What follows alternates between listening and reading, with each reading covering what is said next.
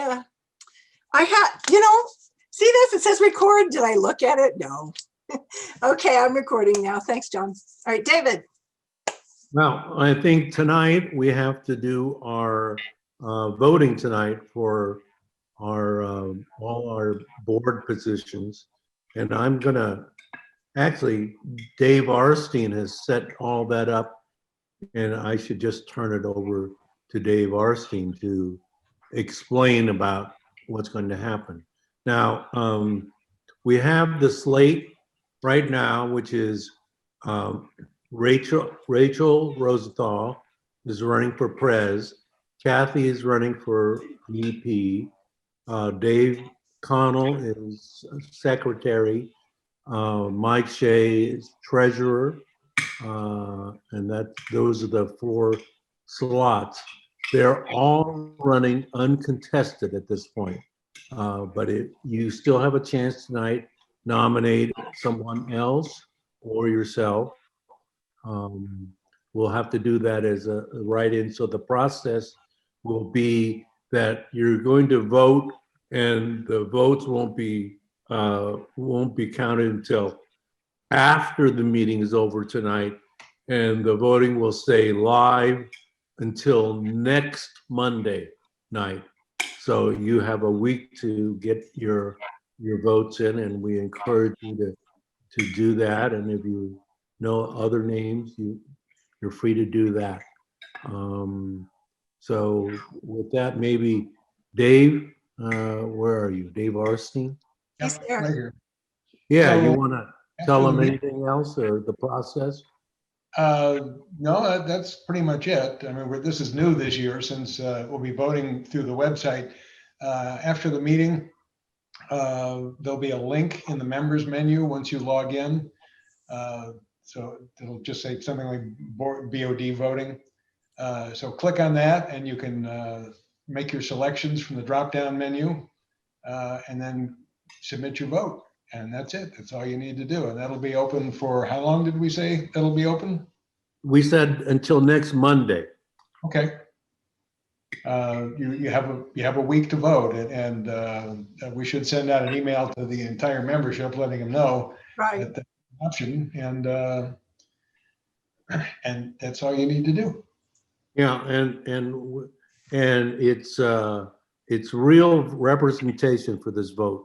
One member, one vote. None of this, representatives of the state type of thing. So feel free. Yeah. All right. Anything else on that? Any questions about the voting process or? Can I mail in my vote?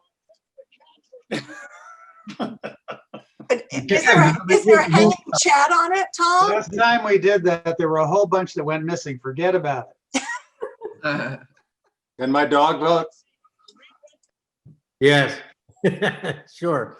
But we have to verify the paw print. Any other smart remarks about this election? Oh, we could have a lot of smart remarks, but. Yep, we could. All right, moving on. Mark Triello, would you like to talk about membership? Yes, we have 2 new members this month. Deborah Davis, who actually was new last month, and Perry Parkhurst, who was a former member, has rejoined us. So I wanted to see if either of them are online with us and could just do a quick hello. Perry Parkhurst is here. Is Perry here? Yeah. Perry, could you unmute? I'm here. There you are. Hi, you've rejoined us again, huh? Well, I had some eyesight problems in the past year and I didn't like going out driving at night. And so Dave Arstein is responsible for convincing me that you are having great meetings on Zoom and then I ought to rejoin for that reason, if none other. And I'm thankful to be back. Good stuff. Well, congratulations. We're very happy to have you back. And Dave's commission check will be in the mail for recruiting you once again. So welcome to have you back. It's good to have you back. Is Deborah Davis with us tonight? I don't see her in the list. Okay. All right. So we'll have to catch up with her at a future meeting. Good. So that is it. It's amazing. We're still continuing to grow even with Zoom meetings. Pretty phenomenal. So Mark, we have a person that's new to us here. Last name is Finney. And Fred. oh, Fred. Fred, hi. Hi, And you're going to join the club, right? You're here as a guest. yes, Yeah, so there you go. Mark's our membership person. So he'll be welcoming you in as soon as we get your check. Great. Welcome, Fred. Enjoy the meeting tonight. If you have any questions, you can stay on afterwards and I'll hang out for a few minutes if you have any questions about either joining or about the club and how we work, etc. So welcome and enjoy the meeting. thanks. And I'll We take have- you up on that. I have a couple of questions at the end. Great, then I'll stay on. Do we have any other guests tonight? If you could raise your hand if you're a guest tonight and you're not a member. Just do this with your hand. Doesn't look like it. Yolanda Lerner is there. Yolanda? There you go. Yeah, hi, hi, Alana. Are you a guest of someone or just, No, I've been a member for a year, but yeah, stuff happens. you know, that's what I thought. I sent a friend a link earlier today, but I don't see him on our list. His name is Dan Chaplin, but No, I don't see him. Okay. Okay. Any other guests we have tonight? We might have a guest coming. Elizabeth Thorbad might show up. She's my business coach. Right, so I'm expecting Okay. her. might show up here. So Okay, Great. great. Thanks. All Okay, right. good. So back to you, Kathy. Thank you, Mark. Okay, Mr. Wages, do you want to talk about field trips? I guess I can. We don't have a whole lot on the schedule right now. We do have the one for December 18th. That one's already full for the Sand Hill Cranes that David is basically putting on. I'm helping him do that. So I'll be getting a hold of Rick when he gets back and settled down. We'll kind of come up with a game plan for next year. Everything's kind of crazy right now on going forward. So trying to figure something out safe for next year and easy and until things clear up. So All that's about right. it.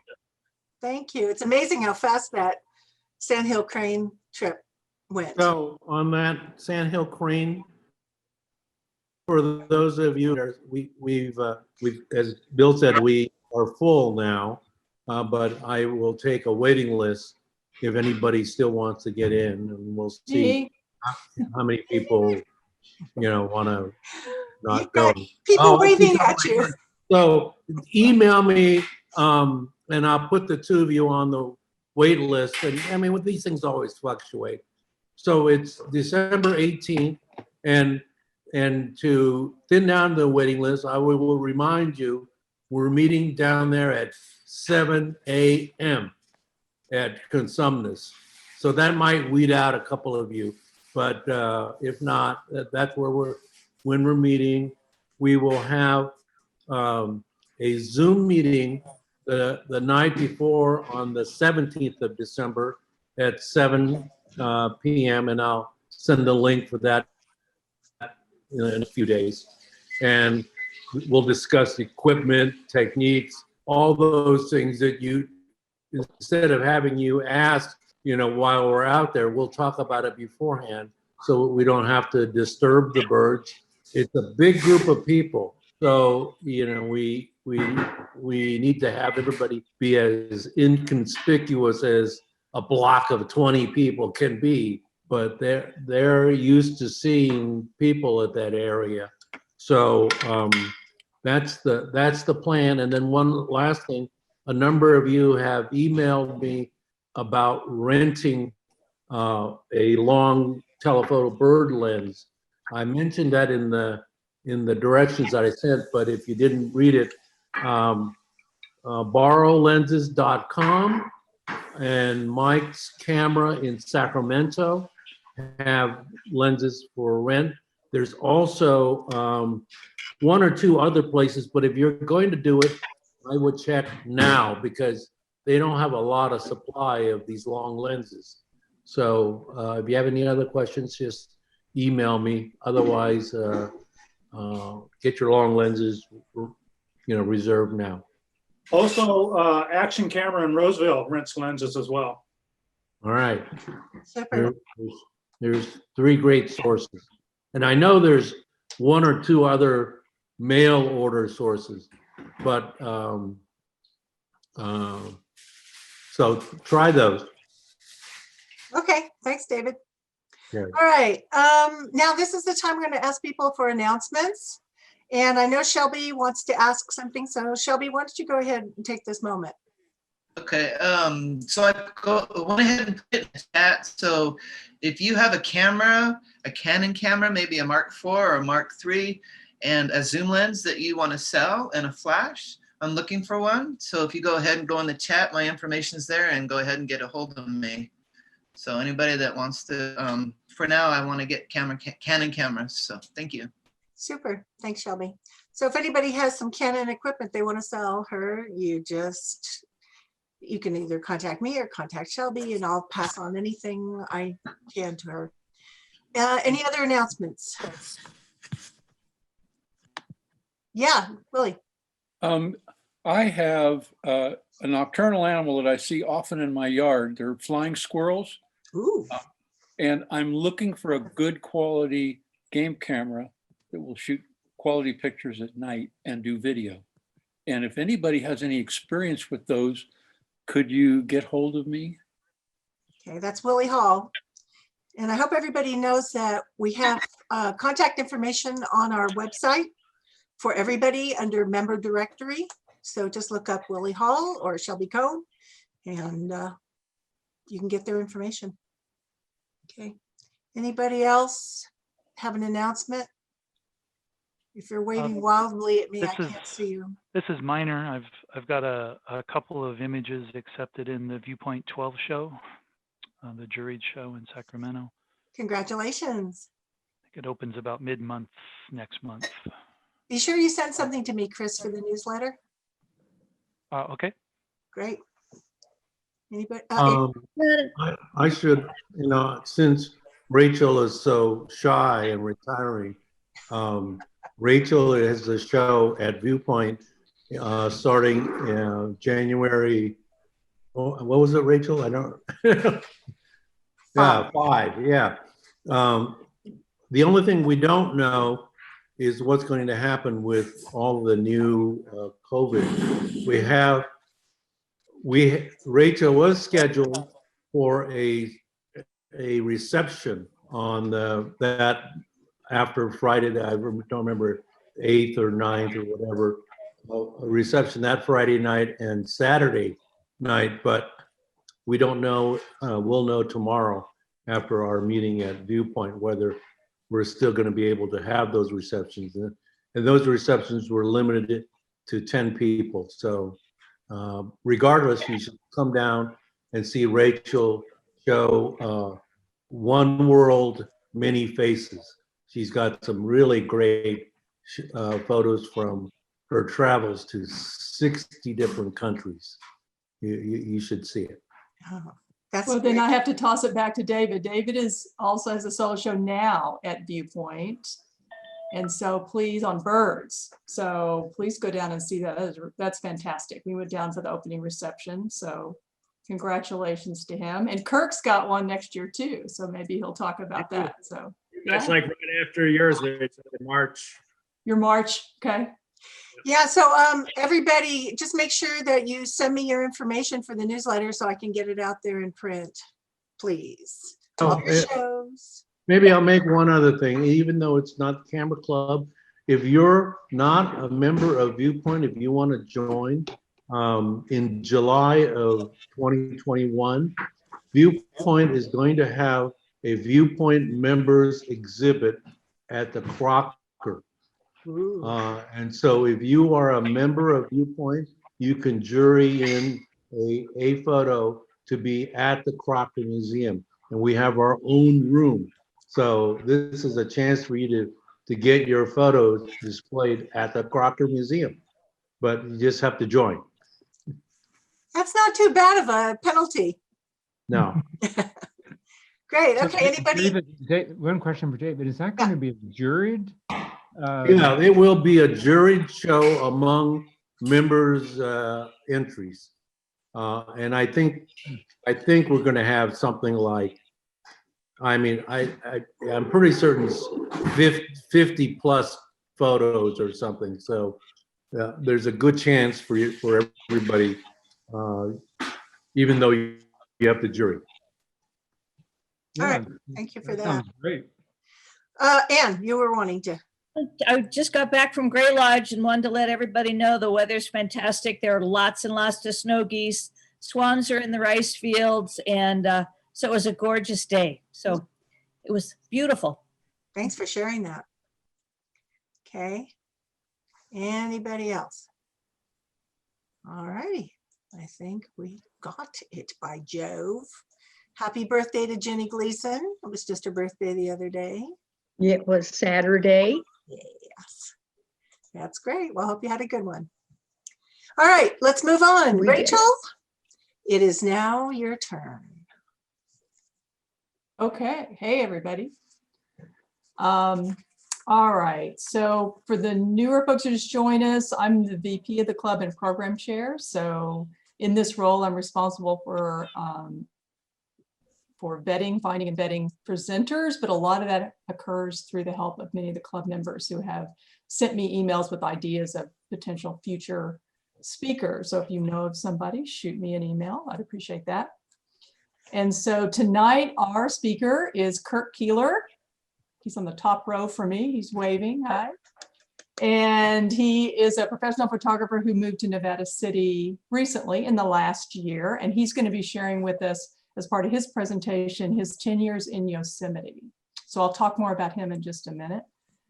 So following his presentation, which will be about an hour, there will be a short break, 5-10 minutes, depending how we're doing time-wise.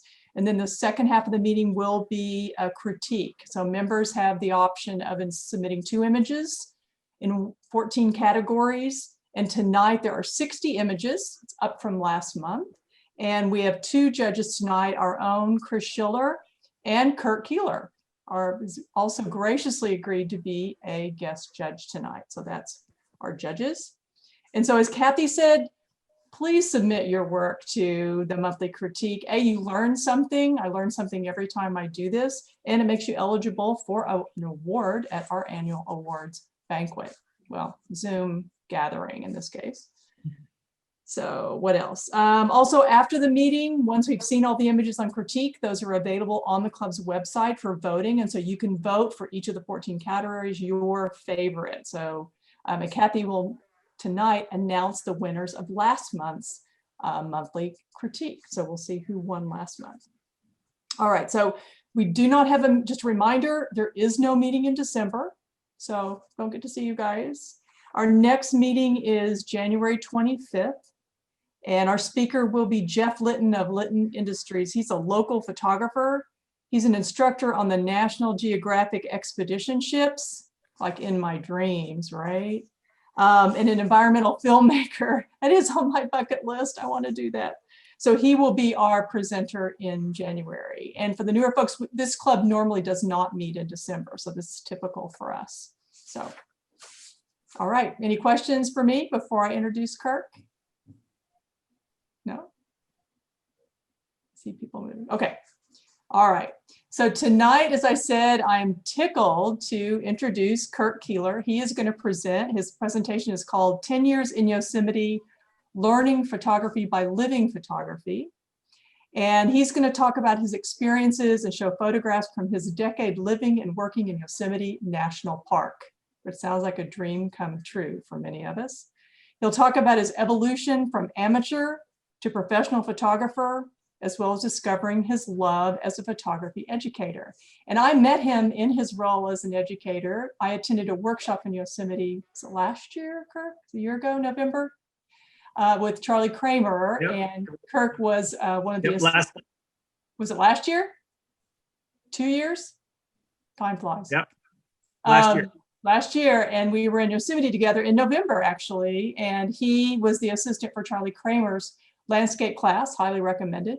And so come to find out, Kirk was moving to Nevada City. So we connected, and he's now up here and is a local. So got to get him to join the club, Kirk, no pressure. So a little bit of background about Kirk. He has been a follower of the arts for his entire life. He's a self-taught musician and artist, spending his 20s and 30s pursuing a music career.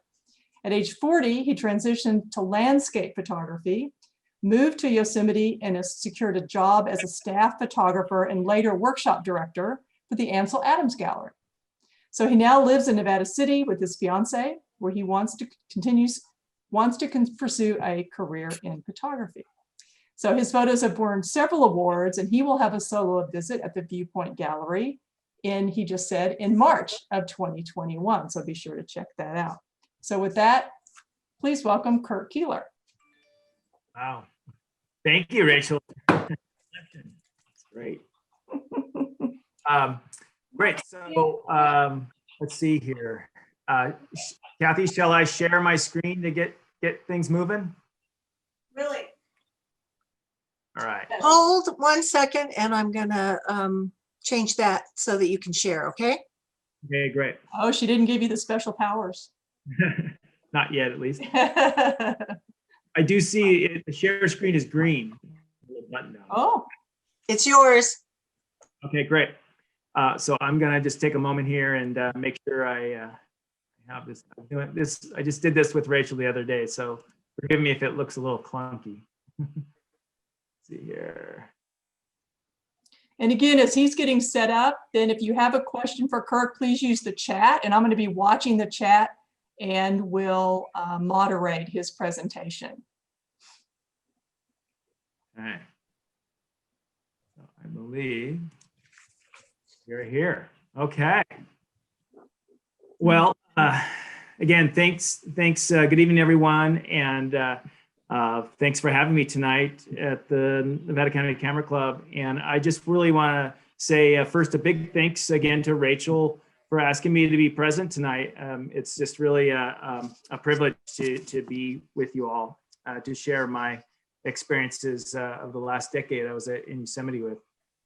And also, actually, I want to do a big thanks to Jim Bear, who's in the crowd tonight. He was the one, he actually approached me last year at the Wild and Scenic Festival and asked me if he could write an article about me for his regular photography column in the Union paper. And I have some information more about that if you want to read that. But I just huge, big thanks to you, Jim, for that article. It was a huge honor. Well, thank you. And I'm sending the link in chat, the link to that article. Excellent. Thank you, Jim. Okay. So I am honored to share my story of my decade living in Yosemite and becoming the photographer I am today as a result of the experience. So tonight, my goal is to give you first a brief background of my early life, showing how the place I grew up, I believe, influenced my love of the landscape and helped me find landscape photography as a means to express love of the land. Then I'll introduce you to the photography mentors that helped inspire me to pick up the camera. And I'll show you a brief look into my first artistic pursuit, music, and how music and photography, I think, seem to be related in some ways. And I'll go into my decision at age 40, how I pivoted from music to photography and how I took the steps to move full-time to Yosemite. I'll also talk about my early approach to landscape when I arrived to the park. And then I'll talk about being hired at the Ansel Adams Gallery, what my roles were there, including directing the workshop program for 6 years. Then I'd like to show how living and working in Yosemite as a photographer helped to inspire some personal visions and photography projects that helped to push both my physical and photographic abilities. Living in the park, it made me become pretty a physically active person. I'll explain more about that later. I'd like to end on how I took all these experiences from Yosemite and have applied them to photographic pursuits outside the park, including trying a new genre of photography for me. So without further ado, let's begin.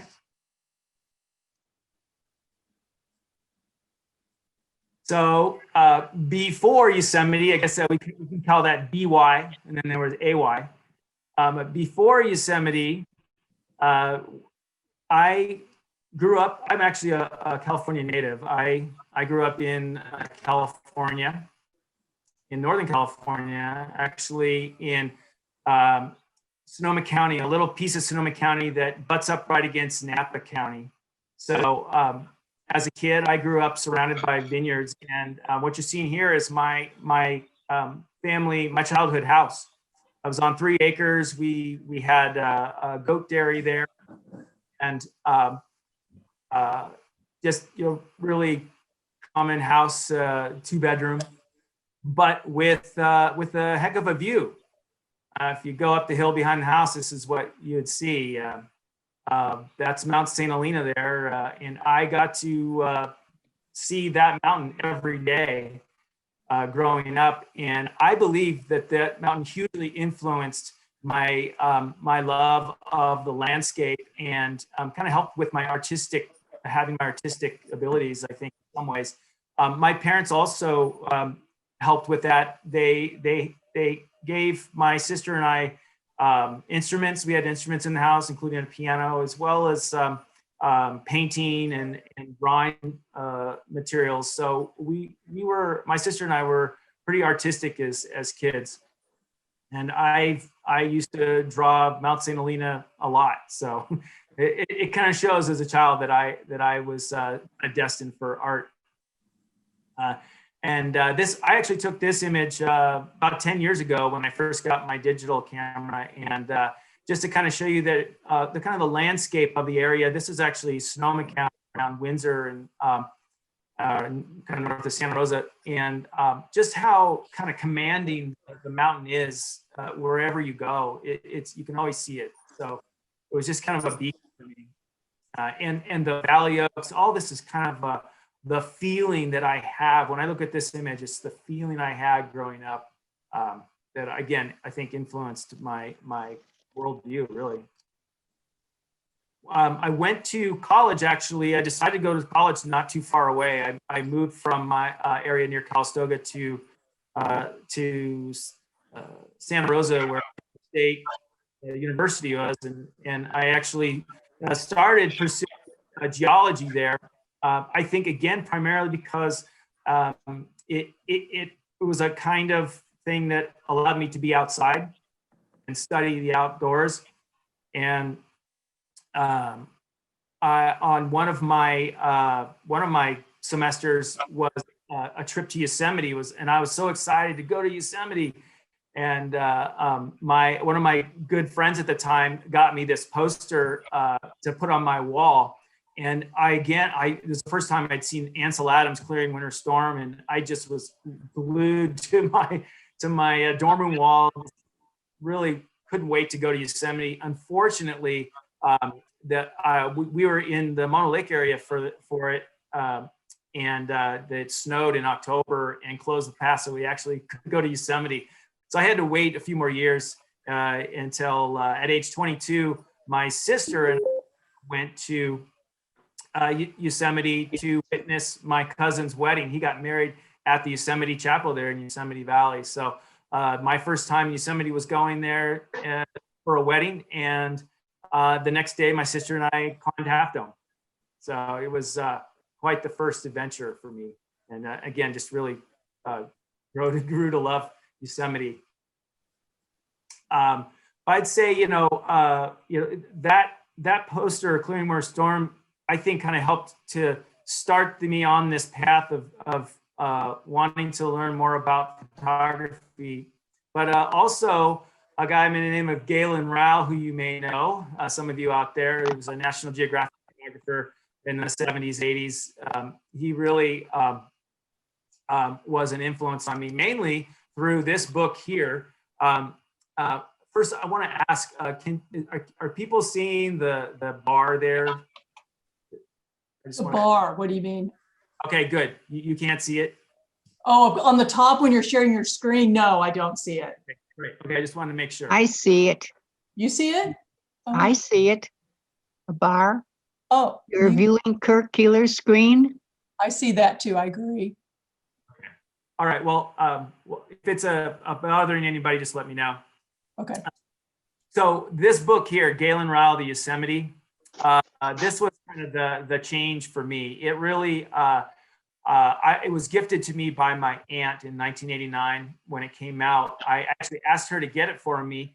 I saw it in a bookstore and I thumbed through it and I didn't have the money to buy it. And so I asked her if she could, instead of getting me clothes for Christmas, get me this. And she did. And I couldn't get my face out of this book for a few reasons, mainly because the photographs were amazing. And not only that, but Galen had melted his photography with John Muir's book, The Yosemite, that talks about his travels in Yosemite, and it just the two together. Just I was like, I've got to spend more time in this park. One of the images in that book, last slide on Horsetail Fall. This was probably the image. I was like, okay, I want to do this. I want to learn how to do this because it's just, how did he do that? That really exists in nature, all that. And I definitely, I tried to take some college classes, but in the end, I taught myself how to do it with books, how to do photography with books. But at the same time, I was actually learning music. I actually, like I said, there was a piano in the house growing up, and I actually took lessons for a few years when I was 8, 9 years old, and then that transitioned to guitar in my teens. And in college, I started writing music. So I actually, much like Ansel Adams here, I don't know if you knew this, but Ansel was a gifted concert pianist prior to being the photographer we know him as. And he actually also learned at a young age the guitar, or the piano, and became so gifted that he really thought he was going to do it for a career early in his life. And it wasn't until his mid-20s he kind of transitioned from, he wasn't really liking the music business, so he kind of transitioned to photography then in his mid to late 20s.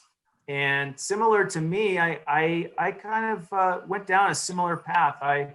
I really took to music and started writing my own music. And in 2004, I actually did this full time for about 12, 13 years. In 2004, I actually recorded my one and only album.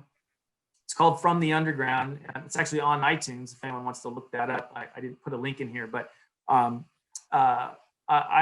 really thought I was going to do this. But then, like Ansel, I started to, there was some things about the music business that I think I wasn't really into. One of them was touring. I didn't want to spend months on end in a car traveling around. Just doing that, it seemed like kind of lonely, and I don't know, for that reason, and I was also writing music for me was a bit too, and so with those two, I kind of transitioned out, and I bought a camera in the late 2000s, a digital camera, and just began that transition, just like Ansel. So I just find that curious, and what I understand that there is a connection between music and photography, and you hear it in the nomenclature a lot. Just like there's a music scale, on a piano or guitar, you have scales. There's also the tonal scale in photography, whether you're talking black and white, you've got the gray scale or the various tonal scales and color. There's that commonality there. And also words like clipping, in music, these clipping, like for when, if an audio channel on a microphone is too loud and it's distorting, that's called clipping. So you want to kind of back it off until it's not clipping anymore. Well, this similar kind of idea is there in photography with the color channels, or the luminance channel. If it's too much, you're clipping the brights. So I find it really interesting how there's a relationship between photography and lastly, there are many photographers. Perhaps there's folks out there in the audience tonight who, of course, are photographers, but are also musicians. I know Galen Rowell actually talked about in one of his books how his mom was a classical musician and would play music all the time at the house when he was growing up. And he said that kind of also influenced the way he, kind of understood art and he brought that sensibility into his photography later. So there definitely is, and maybe at the end, I'd be curious to see how many musicians are out there in the crowd tonight. So kind of going back, well, so like I said, I kind of transitioned out of music, got a digital camera, and I, of course, immediately planned a trip to Yosemite, went there. I went to the Ansel Adams Gallery, actually, and bought a guidebook there. It was called, what was it? It was by Michael Fry, The Photographer's Guide to Yosemite. And I used that for that trip and went all the places he talked about in there. And one thing kind of led to another, and I thought, maybe with this music thing not happening, I don't have any ties, I'm not married or anything, maybe I'll think about going to Yosemite. So I actually contacted Michael, who lives nearby there in Mariposa, and I emailed him thinking, it couldn't hurt. And he actually replied, and we just kind of struck up a friendship. And he invited me to one of his exhibits in Yosemite, which I went to meet him and his wife, Claudia, in person. And one thing led to another. He invited me to his studio in Mariposa to do a Photoshop project of kind of cleaning up scanned images from his slides. And from there, I was like, okay, yeah, I definitely want to move here. And so they actually helped me get a job at a place in Yosemite West, which is near the Glacier Point Road in Yosemite.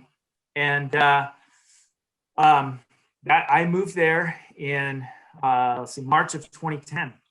And boy, moving from the mild climate of the Bay Area to Yosemite was a little bit of a shocker. My first winter there, like you see here, my car just got dumped with snow, and I had to constantly shovel. And I worked at a bed and breakfast here, and I was constantly just moving snow my first couple of months there just to make sure the visitors could even park their cars. And I tell you though, I loved it. I just loved being in the mountains. I really felt like I had kind of got into my zone up there. So I didn't mind doing the work. And then, as the time went on, a few months later, the snow starts to melt. Then I had kind of another shocker,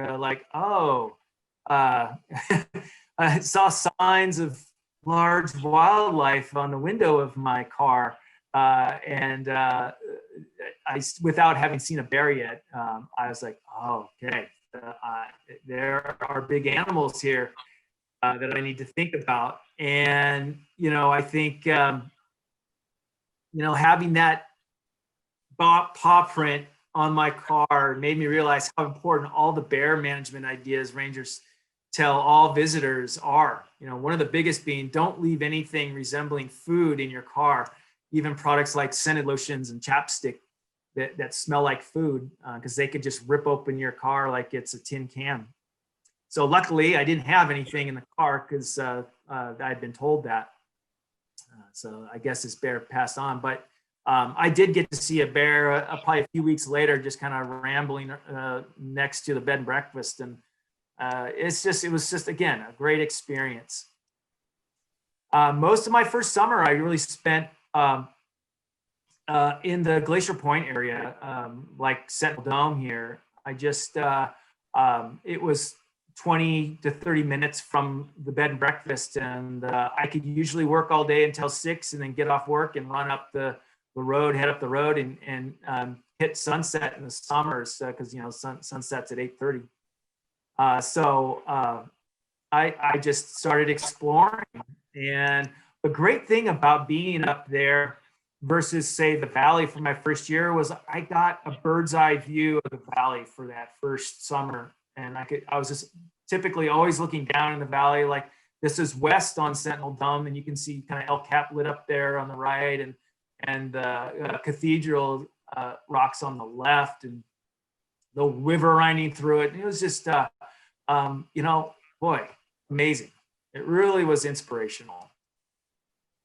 I'd also go up to Taft Point, which was about a mile from the road, and I could easily get out there either hiking or running in short order, half hour or so, and have a fair amount of time to explore there. And a lot of it, again, was looking west down into the valley. But one time I was on the edge of this cliff and I turned around, I saw my shadow, and I was like, hey, this is different. And so I just clicked the shutter a few times, and I looked at this later when I was editing, that's really kind of how I feel, me in this new place, trying to figure out what photography is going to be for me in this park, and what will I learn and be here.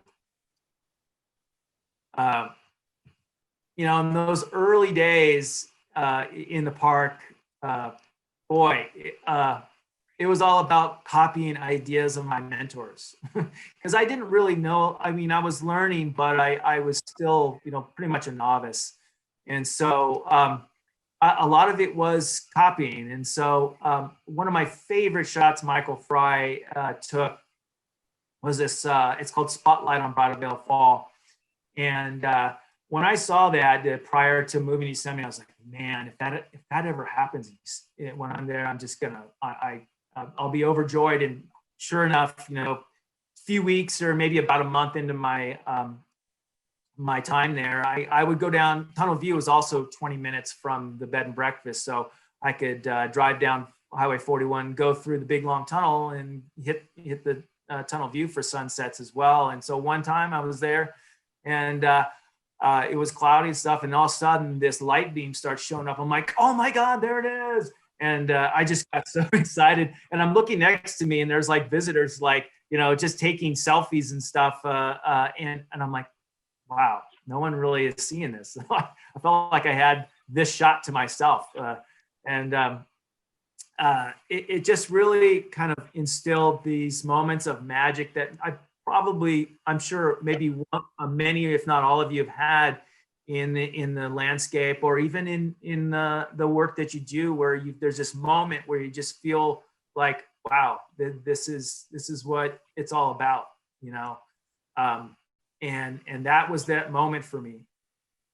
In a conversation with Michael, actually, after I took this photo, he said, well, much like Horsetail Fall, a spotlight on Bridalveil can be predictable.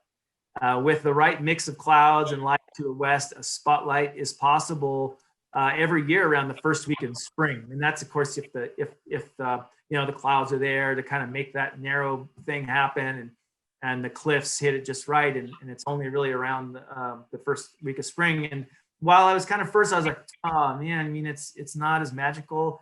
I went back, every year after, and it was still magical if it happened, and I have several different pictures, but I really think this one is still my favorite. And I was just new to the park. And of course, getting back to Galen's shot of Horsetail, of course, I had to do that. I had to copy that. So I pretty much stood in exactly the same place he did, by the picnic area there next to El Cap, and got this shot. Again, though, I had to remind myself when I'd see this, because this doesn't happen. I'm sure many of you have probably tried to do this and maybe have had some success like this, but I had to take a moment and just get away from the camera and just kind of witness it, because it really is still magical. Even though, you know, it's going to be between the 16th and the 23rd, according to Michael Fry and all this stuff. And it's somewhat predictable. You still need enough snow on the top of El Cap to make it happen and for it to melt and the light to hit it at the right time and all that. So it still feels magical to me. And I was so grateful to have lived there for 10 years to get the opportunity to get some good shots of it. Now, I think I have at least one more later in the presentation to show you on that. But you know, I'll talk more about my time at the gallery, but when I did start working at the gallery later and started learning Ansel's repertoire and his photographs, I started to emulate him as well. And so here's one of my favorites of his, Unicorn Peak and Thundercloud, just kind of exudes that like feeling of summertime, you know, monsoonal moisture building the clouds, and you know, you get these thunderstorms with lightning and stuff. But so one time I was on my day off, I was in Oakhurst, which is the southern entrance to the park, getting you know, weekly provisions, and I noticed Fresno Dome had clouds above it, and I was like, hey, I might go check that out. And so I had my camera with me. We'll drive back. I knew the road. There's a road that went past here, actually all the way up to the west end of the Ansel Adams Wilderness. So I got up there, I turned this corner, and bam, I see this cloud forming above there. And I got super excited, got out of the car and set up actually right in the middle of the road, because not many people drive this road. It's a one lane, it's kind of part dirt. And so I just felt pretty comfortable just setting up in the middle of the road because it was the best spot. And what I liked most, and I didn't really look until editing later, is how the similar shape of the cloud matched the Fresno Dome, and I just was so yeah. I was another one here that I copied pretty much. Oak Tree Snowstorm on the left, Ansel's Oak Tree Snowstorm, my Black Oak Blizzard. So what I love about this is it's one of the few, I kind of am Ansel-like in how I name things. Just my photos, just pretty much straight. You know, there's really nothing to them. It's kind of just, you know, black oak, and then it's in a blizzard. But for this one, I actually chose a kind of a more musical songwriting alliteration with the bees, Black Oak Blizzard, because that's what I always liked about songwriting. And also 4 syllables: Oak Tree Snowstorm, Black Oak Blizzard. And it's just an ode to Ansel and how much respect I have for his work. And yeah, you know, I think for anyone new out there, one of the best things that worked for me was emulating my mentors. I think it just helped me become a better photographer by finding things like Ansel's Oceana 1965 picture near the coast. You know, I kind of had similar look in my picture of Stovepipe Wells area, Mesquite Dunes in the bottom right. So let's talk about the Ansel Adams Gallery. So after that year working at the bed and breakfast, I was hired at the Ansel Adams Gallery. It took a while. I actually wanted to work at the gallery before the bed and breakfast, and I applied there, but they didn't hire me in 2009, and so I took the other job. But I was a squeaky wheel. I frequently visited the gallery, talked to the manager, and thankfully she knew the people that owned the bed and breakfast, and her boyfriend lived up there, so she visited up there when we would have gatherings up there, and so I got to know her that way too. She got to know me, and finally in May, in early 2011, she just basically said, "So when do you want to start?" And I was like, "Oh, great! Oh my gosh!" So and you know, I obviously showed her some photographs, so it wasn't just that, but so she knew I had at least some chops. But I think it also is just being a squeaky wheel. And so staff photographer was what I was hired as. And staff photographer at the gallery in Yosemite is different than, say, something like the Getty, where you're doing photography and you're getting paid. In Yosemite, staff photographer at the gallery meant educator. And so I had kind of three roles early on in my tenure there. I would do regular camera walks, free camera walks to visitors, which would basically very, very basic photography concepts, mainly understanding light and composition. But I'm holding one of Ansel Adams' books there on Yosemite, and I would regularly show how Ansel used the lighting and composition techniques. And then, of course, I would say, okay, let's try it with our cameras with the waterfall. And so it was just really great because sometimes the stuff was right there. You could like, okay, you see it here. Now go photograph it. So that was one of the great things. You're in this place that just, everywhere there's amazing beauty. So the visitors just love the camera walks. They were always full. I also did camera classes, 4-hour camera classes, typically in the afternoon. This one that's photographed is using your digital camera, which is just for beginners here. It's on learning your digital camera. And then I also did one on Ansel history, all in the footsteps of Ansel Adams, which was just going to places where he photographed and showing the photograph and like, oh yeah, he pretty much photographed that here. But it was mainly talking about his photography career, both in Yosemite and in the larger world, and his influence on what would become landscape photography. So I also did photography guiding one-on-one, and how it differed from these classes is, as you can see, we're in the midday teaching, so maybe the lighting wasn't as good. Sometimes it worked well, but with guiding, we usually set them up around sunrise and sunset, so you were in the best lighting of the day. So those were kind of the three main things that I did as a photography educator and guide in my first years there. And I continue to do that the whole time, but I actually, I actually stopped doing that, and I'll talk about what I kind of transitioned to in a bit. But from all of this education, I kind of, I learned a process for photographing in the field with a digital camera, and I've now incorporated into. I will be incorporated into workshops coming up here when I start teaching in 2021 or 2022. And I like to call it the 5 steps to a successful photograph, a workflow that works. The thing I like about this workflow is that it can work for both beginners to intermediate and advanced. So step 1 in this is compose. So the first thing you do when you get to a spot is find that composition. And for the beginner, that might mean, figuring out using rule of thirds or framing elements, leading lines, something like that.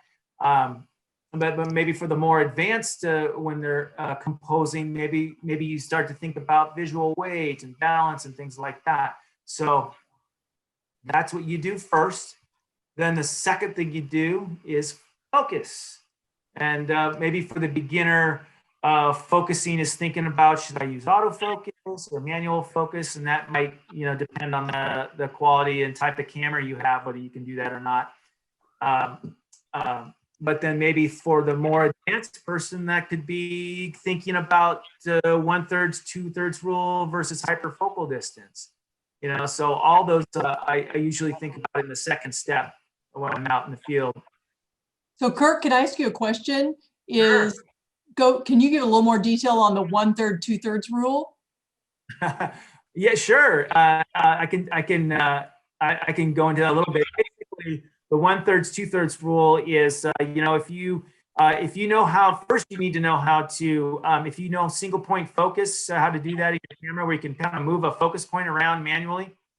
You can usually put that in the first thirds of the scene, and And there, that basically the theory is on that is that with depth of field, there's usually 2/3 more depth of field behind the focus point as in front.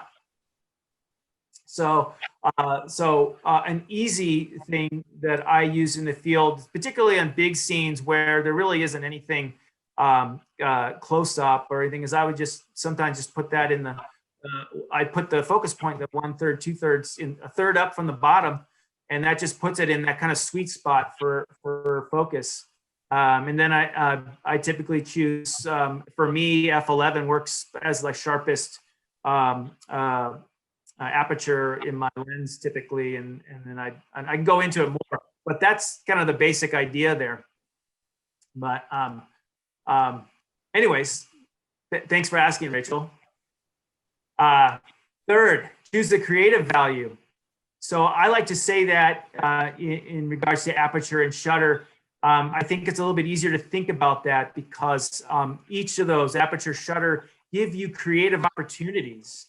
And for the beginner, maybe that's just thinking about, well, maybe if what's important to me for this creative scene is that how much depth of field, then I'm gonna think of aperture first and then set up everything around it.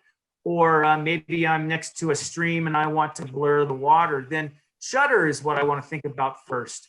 You know, so it's really thinking which value do you want to impart into the scene, and then start with the aperture or shutter depending on what creative value you want. You know, for the more advanced, that might be thinking about which depth of field. I just talked about that. Which depth of field gives you the sharpest image. So again, like for me, for big scenes, I typically like f11. Maybe I'll kind of switch around, but somewhere in the middle. But maybe for something, for more creative things, for shutter, I might want to do a little movement of my camera and pan and get a really like a nice kind of abstract image looking with, like, say, trees and things. Or you know, if you're panning with say sports to isolate the subject and make it blur out the background. You know, so there's a more, that's thinking of the creative values. That's the third step you want to be thinking about in this workflow. The fourth one, then dial in the exposure.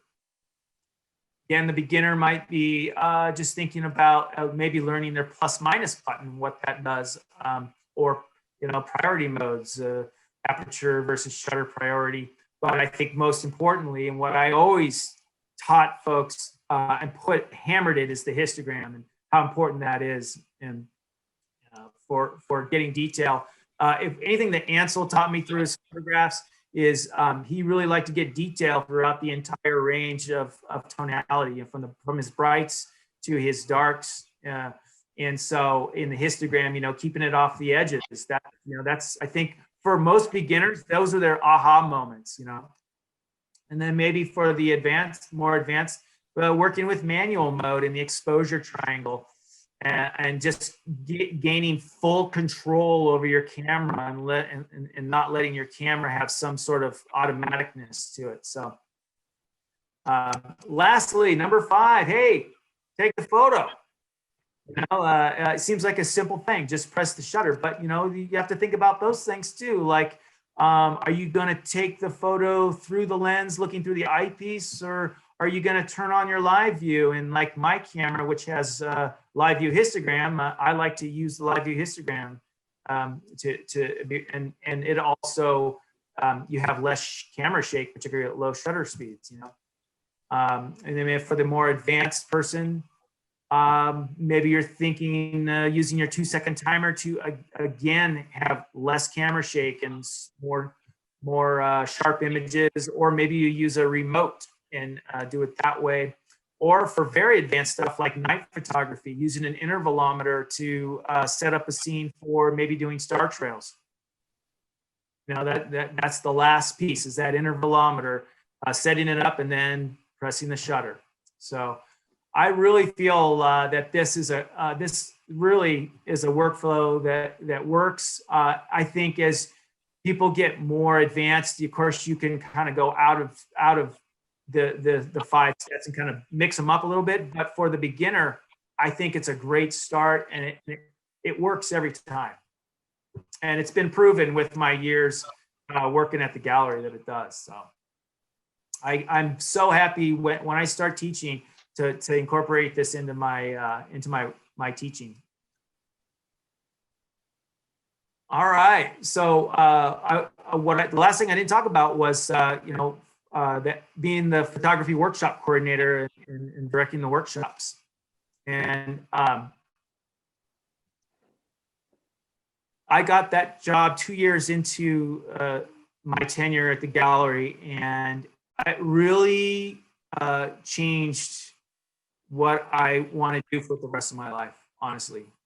And because through working in the workshop program, I saw that all the stuff I was learning in the classes and stuff and teaching, I could then incorporate it into these smaller, more intimate workshops, longer periods of time, and really dedicate my time to students as well.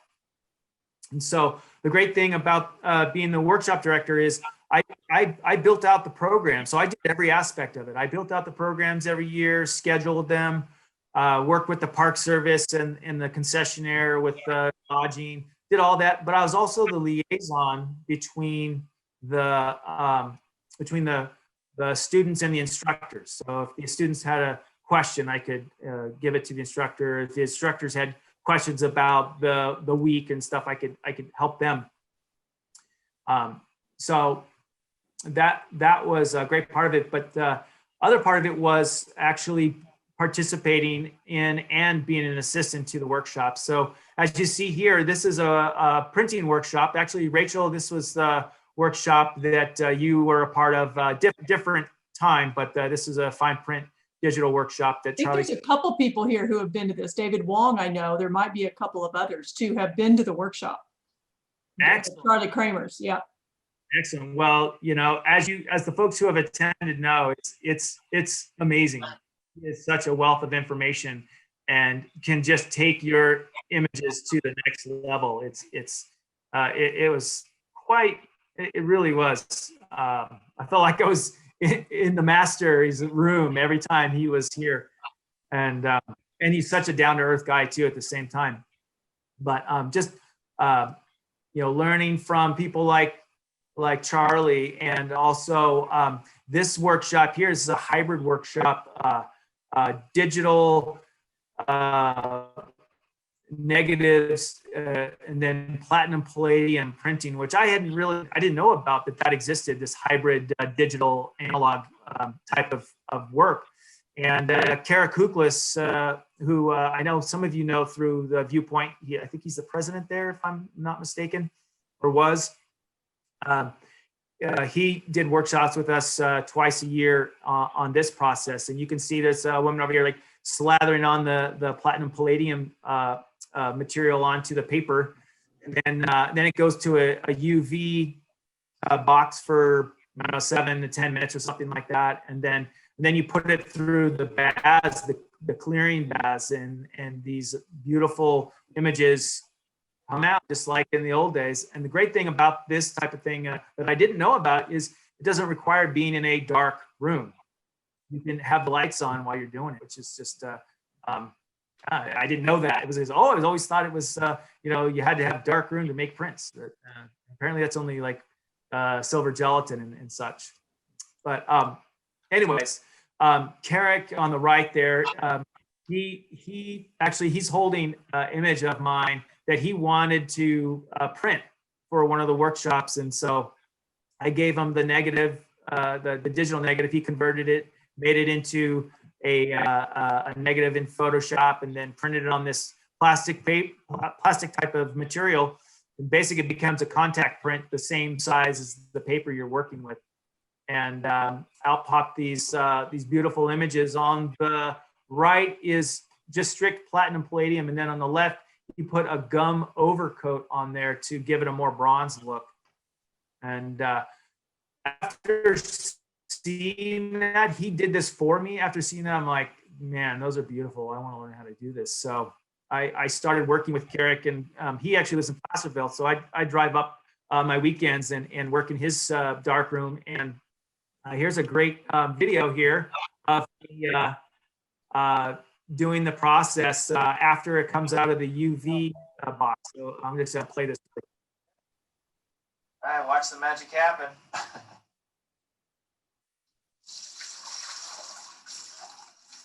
You're pretty much just washing it.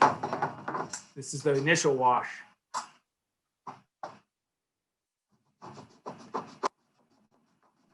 You kind of do that for about 1.5 minutes, and then you send it into the next. Pretty awesome. There it is. Has any? I'd be curious.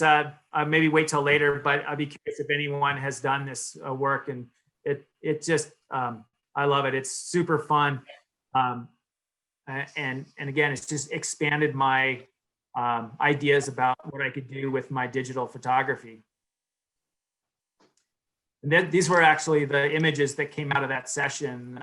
One of which, the middle one, got into I think it's the 2018 Wild and Scenic Festival.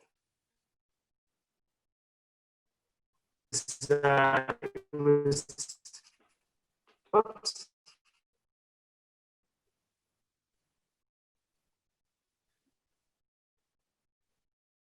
Was just, I couldn't be more excited about that. It was kind of my first time exhibiting platinum print, and it sold.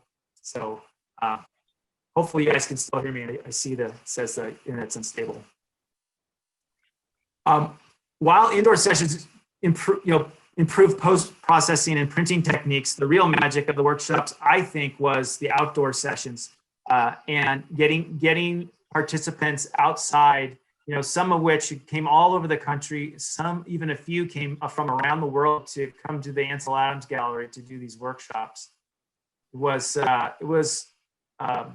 just a pleasure to help them, show them the park first, and then help them with their techniques, being an assistant like this one. I was assisting Michael Fry's summer workshops for a few years, and just taking them to these amazing places and showing them beautiful places like this.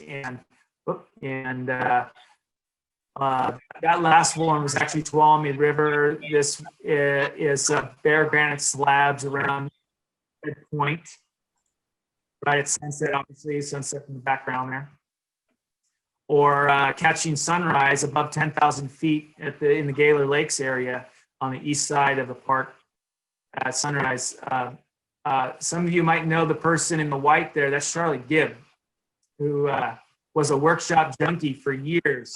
Now she is very well known in the world of landscape photography. So there she is attending one of the workshops.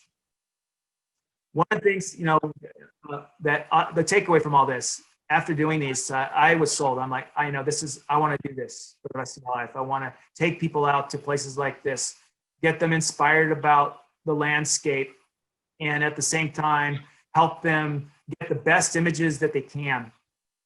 And I mean, it brings me back to when I was there, and it's such a beautiful place. I don't know if any of you have been there, but it's the Gaylor Lakes. Of course, Mono Lake. We also did sunrise at Mono Lake. And these workshops were great places to just really kind of connect with other people that love doing landscape photography and are junkies about it, like me. So yeah, I'm looking forward to doing workshops in the future in the same format or similar format. And of course, being in these workshops put me in great places. So every once in a while, I could step away from assisting people and get my own good images, like the 3 you see here. The bottom one I like particularly because it feels like when you look at it, there's nobody there. You're just in this amazingly landscape with nobody around. But behind me, there's like 15 people, all pretty much getting the similar image. And so it was kind of a difficult move trying to make sure no one was in the shot. But yeah. Lastly, here's one of the workshops at the end where we took a photo, and there is Michael Fry on the right side and me in the green in the front left side, and Claudia Welsh with the purple or kind of maroon hat. She's in there. And we're behind us is Greenstone Lake and North Peak, like in the Saddlebag area just outside the park boundary. So as we did a sunrise session there, in one of Michael's workshops. So from all of this, I started to kind of get my own sort of vision for some styles of photography, landscape photography I wanted to pursue. One that really excited me was night photography, and I really took to nighttime photography. I participated in a Michael Fry night photography workshop about 10 years ago, and I was hooked. And then of course the technology was just skyrocketing forward in 10 years ago, so that in 5 years, from 2010 to 2015, the sensor technology was so good that you could really get some pretty amazing night photographs with your digital camera. It's easy, like this shot that had moon.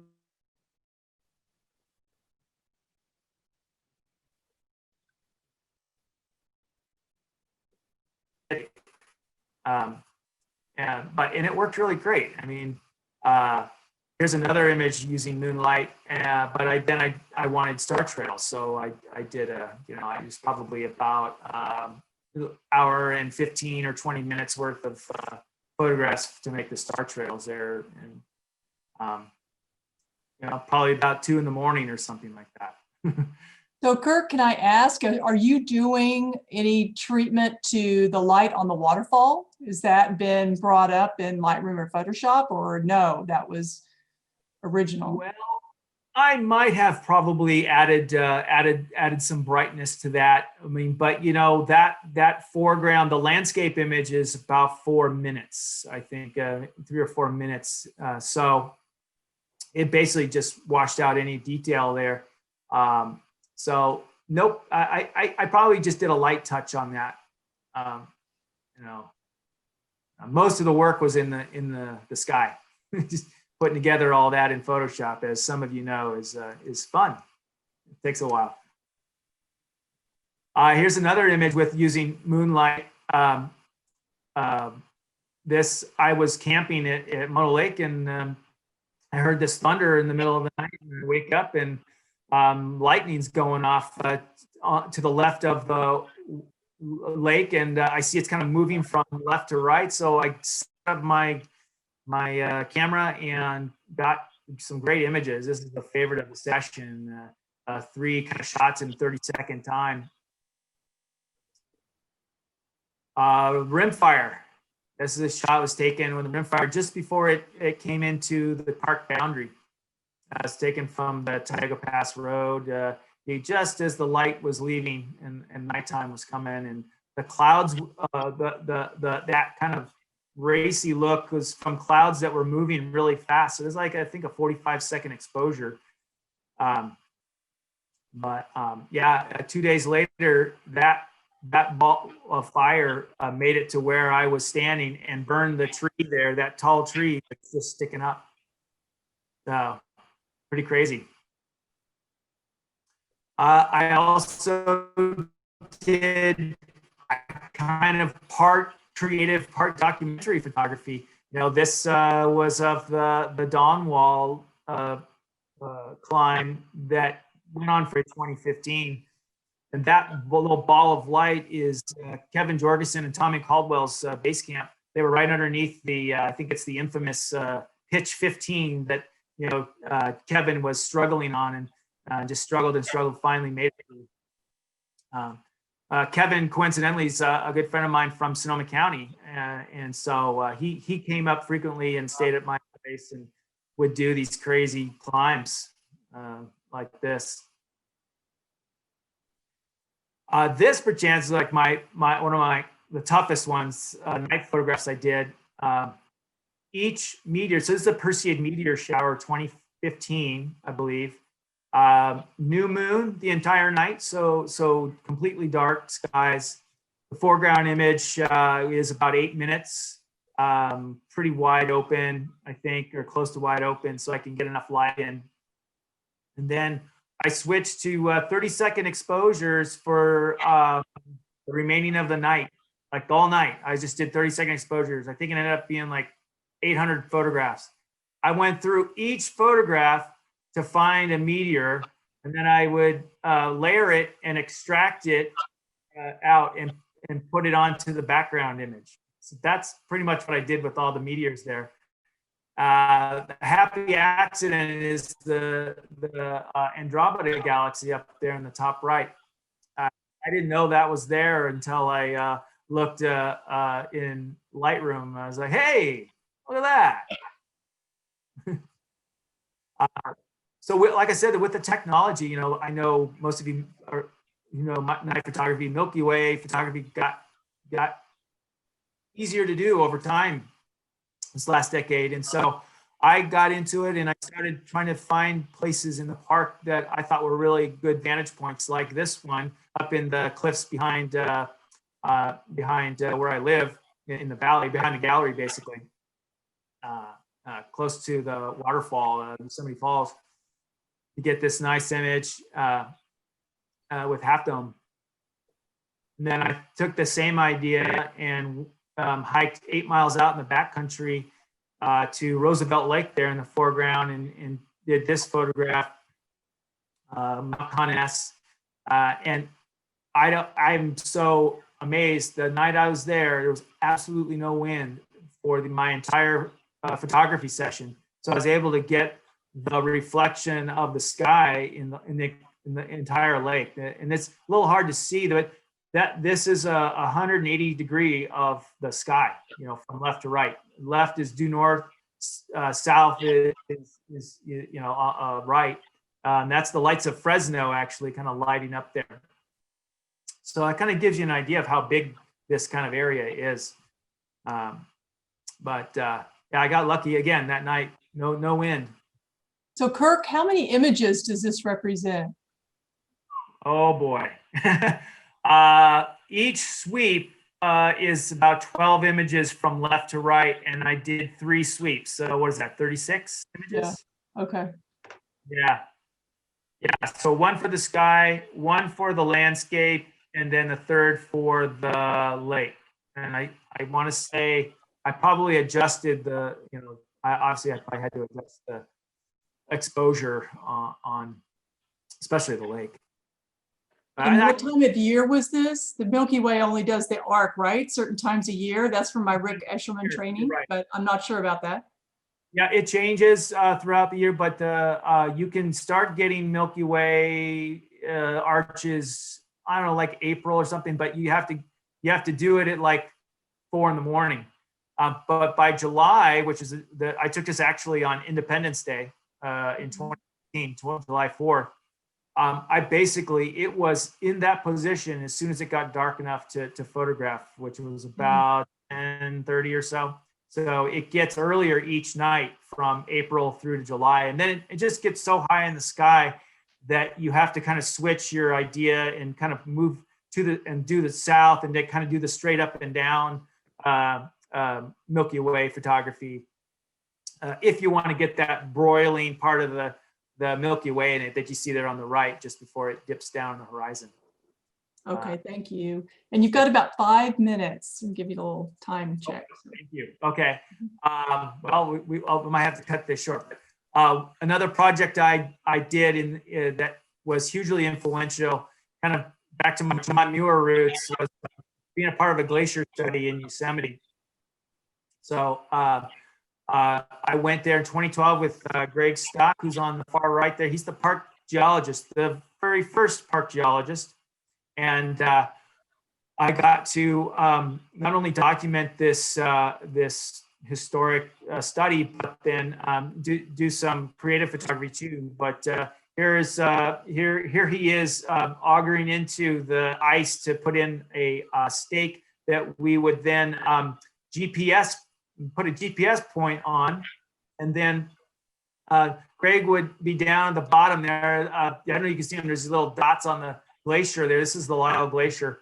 And he would,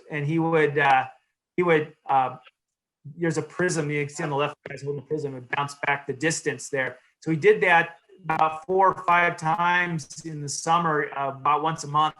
And what we deciphered, I went on every trip, what we deciphered is that this glacier wasn't moving. He wasn't getting any measurements, movements down slope, which is the hallmark of a glacier. It needs to move in order to be called a glacier. So what we discovered is that this glacier is stagnant, it's basically an ice cube melting. Here's another image showing that the difference between 1933 study and where we were at in 2012. It had melted 130 feet. By contrast, this glacier, the McClure Glacier on near here, was trucking along at about an inch a year. We discovered through the study. So it's, even though it lost 60% of its mass since the 1800s, it's still moving. And he thinks mostly because it's such on a steep gradient that's still moving. But they're both melting away. There are ice caves underneath that glacier, the McClure Glacier. Got to go underneath and check those out. Super cool. I don't know if they're there anymore. I'll have to go check. But again, great opportunity for some documenting, but also creative pursuits. I got to do some in the same spot. I basically got a great, I think it was a great shot of the McClure Glacier. Boy, sunsets there were off the hook. Pretty much every time I went, one of the nights get a great shot. I went back again every few years and would do get shots like this, Simmons Peak, and got this shot that was also in the Wild and Scenic Festival. I'm not sure if it was last year or the year before. And I guess I'll just end it with this. This was one of the last times I went up there in 2018. Again, just wanted to show you where I'm at today. I'm headed toward the McClure Glacier. This is a high alpine lake here. And as we're moving forward, there it is. There's Mount McClure and the glacier. And I'm going to be headed over there later to photograph. And wanted to end by showing you where I've been staying. See that lake down there? Staying right there. So the photograph I went to take later was this one. I wanted to get a night image of the glacier, and happy accident, Mars was there. I did not factor that into it. So I've got Mars and Milky Way in the shot right with Mount McClure there. So I'd like to go on, but Rachel, are we done? Sorry, let me unmute myself. You're doing good, 7:25, so maybe about 5 minutes of questions and answers, maybe? How does that work for you? That sounds good. That works for me. Yeah. Thank you for listening. I have more, but I'd rather take question and answers at this point because I think I got the gist of what I wanted to cover. So. Okay, so Thank folks you. have questions for Kirk. You can unmute yourself actually now. People were very impressed with the 800 images for those night shots. And we have a lot of night photographers here. So yeah. If they have a question for Kirk?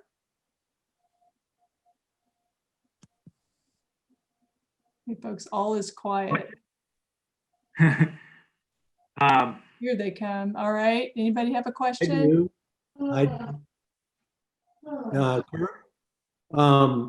You know, when I follow Michael Fry's blog, he always seems like he goes, well, he's looking at the weather conditions and he decides that he's going to get up at 3:30 in the morning, get up there. And did you find that being there all the time, did your percentage of keepers go up just because you were there? Or did you just get out so much more? No, I think actually living in Yosemite Valley helped a lot because I really could, I literally, rather than looking at the weather on, on NOAA or whatever, what Michael would always do, he's very good at that, by the way. He could really dial in exactly when to get there. He was like Yoda in that respect. He still is like Yoda in that respect. He'll just time it and get there. But I had a kind of I guess it would be a more lazy type of thing.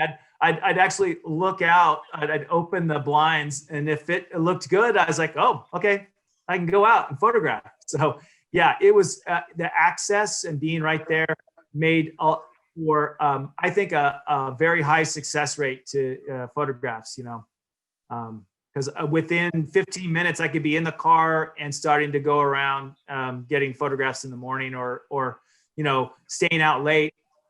And then, getting home after getting an amazing image at Tunnel View. And then, I'd have dinner in my house. So let me ask this too, from taking the class, I mean, Kirk is a Photoshop expert. And so are you planning to offer classes or tours or trips? Great in question. our area or Yosemite? Is that what you're thinking about or no? Great question. Actually, the answer is yes to all. I'm wanting to offer my services both locally and here I'm thinking of Tahoe, and like I said, I've already got a plan in the mix to have 3 workshops. Unfortunately, I was going to have them in spring of 21, but it looks like we're going to be canceling them. The gallery's going to be canceling them because of the coronavirus, but I think we'll just move those to 2022. We still might be able to get a summer workshop going, which would be going to places like I was talking about with Michael Fry, similar areas in the high country, Yosemite, east side. So the answer is yes. I want to do anything from 1-day classes to multi-day workshops. That's the goal. So how would we know about those? Do you have a website or something? I'm pitching for you, so it's your chance. Actually, what I had at the very last slide, which I didn't get to, was I had all that information, and I don't know if I can bring that back up. You want to bring that back up? Folks may want to see that. Yeah, I think so. Great. So what I'll do here, if I can, is get out of here and go all the way to the end and bring that up and let's see. So people can see this. There's my website. I can't see it. Have you shared? Oh, let me share. Okay.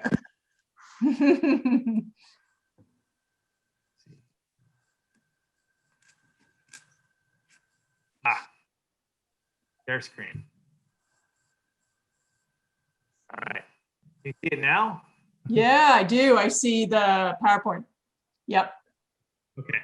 So yeah, so there's my website. You can catch me on social media at Kirk Keeler Photography on both Facebook and Instagram. And again, I'm going to shout out to Jim Bear's article in the Nevada County Union, March 13th, earlier this year. And I think he said he has a link in the comments section. Is that right, Jim? Yeah, in the chat section. Great. And then lastly, my exhibit at Viewpoint Gallery, March 9th through April 3rd, 2021. So I'll keep you guys in the loop on that, especially if I become a member. Yeah. Yeah. Okay, with that. Well, thank you very much, Kirk. Really appreciate you taking the time of presenting beautiful images. And look forward to a future trip. Yeah, workshop, field trip. Yep. With you, that would be awesome. Yeah. Okay, with that, thank you very much. Absolutely, my pleasure. And so now we're going to take a short break and then come back for the critique. So it's what, 7:32. So folks, about 7:40, we'll start at 7:40, about 8 minutes. Get up, stretch your legs, some glass of wine, whatever your floats your boat, and we'll start back at 7:40 with the critique with our judges, Chris and Kirk. Actually, we will start with Oh, sorry, I do this every time. Sorry. Yes, go for it. of our voting for last month. Yes, I need to put that in my notes. Yes, the Last winners. time you get to do it, Rachel. I know, and then you'll remember. Okay. All right. Thanks, everybody. All right. See you back in 10 or 8. 8 or 10. Yep. Yeah.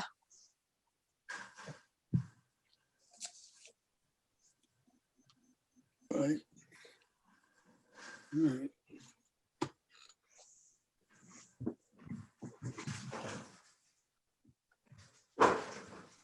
Okay. Wow.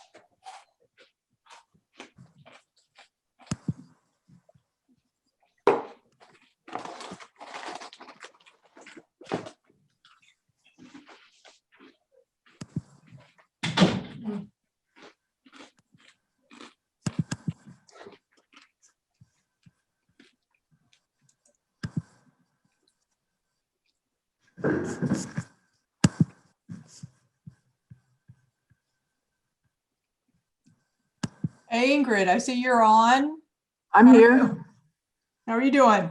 I'm doing good. Hold on a second. Oh, sorry, I didn't mean to interrupt you. I'm in the busy. There I am. Oh, you could see me. I thought I turned I can see you. Yeah. busy working at something.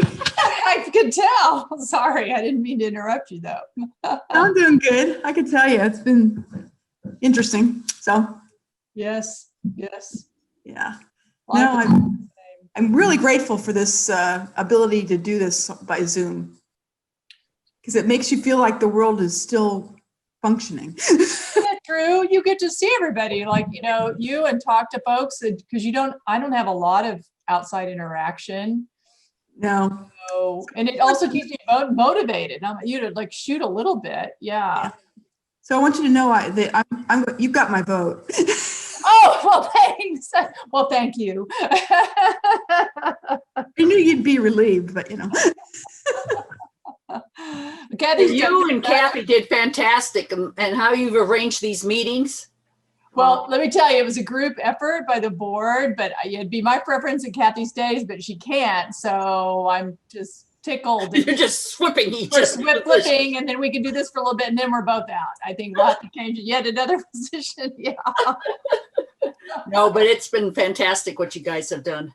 Oh, And the number of activities that you have planned. well, my gosh, I say that there's so many people who make it happen. It's like she said, Kathy, there's so many great people in this club willing to help and do different things. And field trips, Rick kind of got that kicked off, and now Bill Wages is doing that, and David Wong's kicking in on. He volunteers for everything. I can't say enough. Yeah, but a lot of that activity you do during, when we can meet together, but you guys are carrying it on, and a lot of groups aren't able to carry it on or show this enthusiasm while they're That's doing too Zoom. bad. Yeah, and at least I think hopefully ours is more interactive. I listened to the Sacramento one, my friend Kimberly, who's down there. There's a bit drier. Let me just put it that way. Yeah.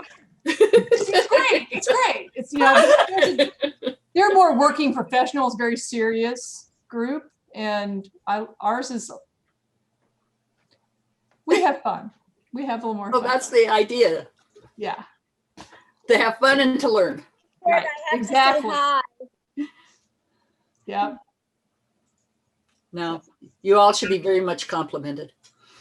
Oh, well, thank you. Well, thanks for being a great participant. I mean, thanks for coming to the board meetings. It's nice, have people are interested in what's going on, It's nice to have an audience, huh? Well, I'm probably one of the people's longest members. Do you think so? When did you join? Well, I think we joined when we first came up, which is 1993 or so. Oh my gosh, really? Yeah, That's yeah. My cool. husband was president at one point, and we were involved, I think, in getting the first digital projector. Wow. Wow. And then we were also involved when they moved the exhibit at the fair from the senior center to the Pine Building, whatever it's called. Oh, it wasn't always, the fair wasn't always under the trees like that? No, it was under the trees, but we changed the location because of the lighting on the photographs. From one building to another. Yeah. I see. That's the prettiest fairgrounds I've ever seen. I just, yeah. It's known, that's the reputation it has. Oh, really? Yeah. I always tell people to go up to the Nevada County. Yeah. No, we were involved in the new, how to display it after we changed buildings and whatnot. So Eva, do you know you don't have your video on? Yeah, kind of. I just got a question about the vote for the board of directors, and David's going to put that up after the meeting. It's not up right now, so if you're wanting to vote, if you're that anxious, you'll just have to wait. And Kirk, the chat, just so you know, says, thanks, Kirk. Looking forward to seeing you more around Nevada County Camera Club. Hint, hint. Okay. And he lives in Nevada County. He is. So just up the road. So there's no. David said, well, David, you explain this. We remember when he was going to go to architecture school or something like that, but Ansel became his calling. Was that to Kirk? No, Evan. Evolution No, of that Evan was- at Ansel Adams Center. That Oh, I was don't know who Evan is. That was Evan at Ansel Center who Kirk has worked with.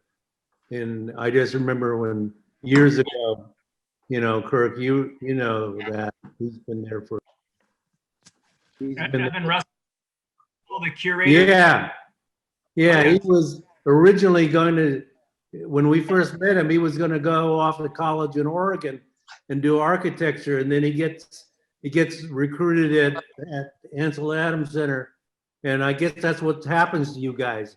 I don't know if you were going to stay there for 10 years or not, but Yeah, I kind of had an idea. I was like, it'd be good to get a decade out of this gig, and it just happened that a bunch of things happened, including me meeting my now fiance Anna, who lives here, that kind of brought me out of the park.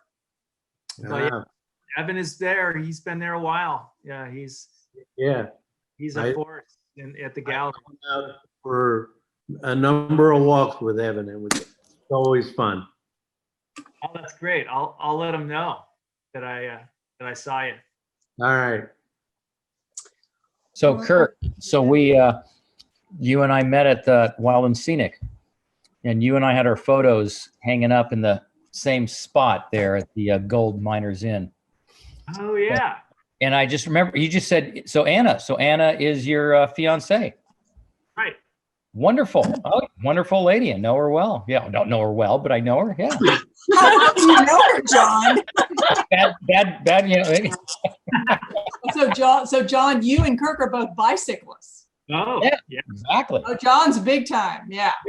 John, you missed. I had a whole section that was going to come up about my cycling photography. You'll just save it So for I already checked it out on the website and saw all the cyclocross stuff. So there was a cyclocross race last weekend. So we got it I in know.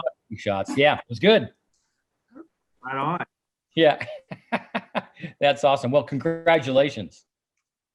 Thank you. Yeah, we were gonna get married in May, and of course that got delayed. So now we're gonna give it another go this next May, 2021. So. All right. Better number. Yeah. Exactly. All right. just give it Kathy, you want to go? I think we should get started. Yeah, I think so. My light just went out here. Okay. Yeah. Okay, let's get going. I'm going to share my screen and we're going to announce and celebrate our winners for this past month.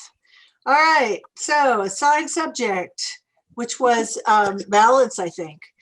And that's Yoga Balancing Golden Gate Bridge by Shelby Cohen. Yeah. Best Abstract, Sand and Water by Craig Gorson.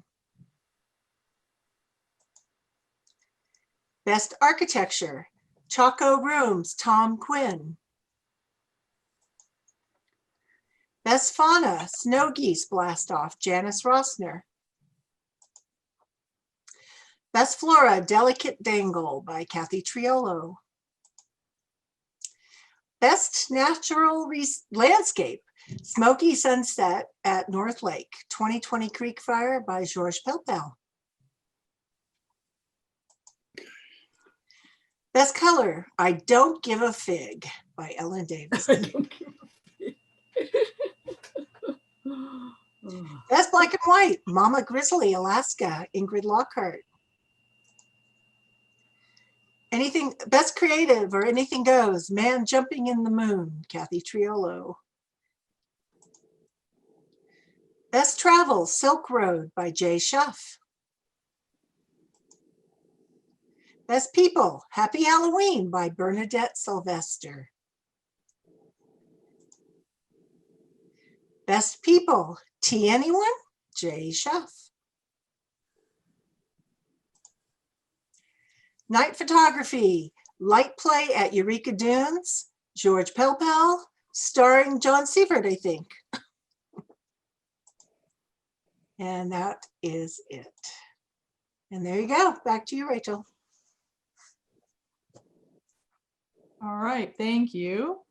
So for tonight's critique, our judges are going to be Chris Schiller and Kirk Keeler. So thank you in advance to both of you guys. And so how this works is I've downloaded all the 60 images into a PowerPoint presentation. I'll share my screen. You'll see the images one at a time. And just for the newer folks, you'll see a little 10-second in red in the lower left-hand corner at the 50-second mark. And this is just a visual reminder to the judges, so that each image shows for a total of 60 seconds. It's quick, and then it will move to the next image. So, and so the way it works is I'll say the title of the image, then one of the judges they're going to alternate, I believe. That's how it's going to work tonight. I'll say the title, one of them will provide a critique, and then I'll say the artist's name, and this is going to move pretty quickly. Okay, all right. With that, here we go. So now let me share my screen.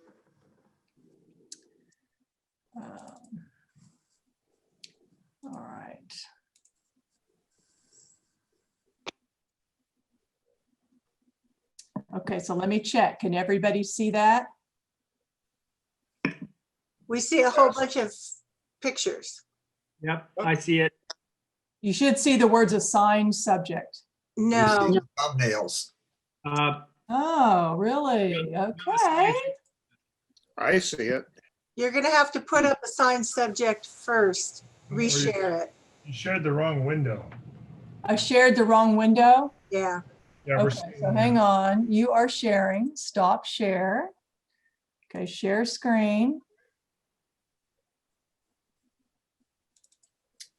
Okay, what do y'all see the PowerPoint, the little individual squares or no? Yeah, we see all the squares. You see all the squares. I'll put this over here. Okay, I'm going to click on the first one and hit slideshow from beginning. Now, do you see assigned subject? No. You're kidding me. No, you're gonna have to pull up the slideshow assigned subject first. And then switch to sharing. Can you try double clicking? That's okay. All right. Okay, so now I have the assigned subject, the first slide up. No, you're gonna have to Stop share. Let's try this. Third time's charm, right? Yeah. Zoom gets a little weird about all this. Can you see assigned subject now? No. Hold on. Oh, come on, really? No, it's not sharing yet. Hold on. Yeah, give it a second. No. It says Zoom quit unexpectedly. Okay. And we've lost Rachel. Oh, wait, there's Rachel again. See Rachel, but it says still trying to share. It does. So Yeah, let's let me see. share that. Let's stop sharing again.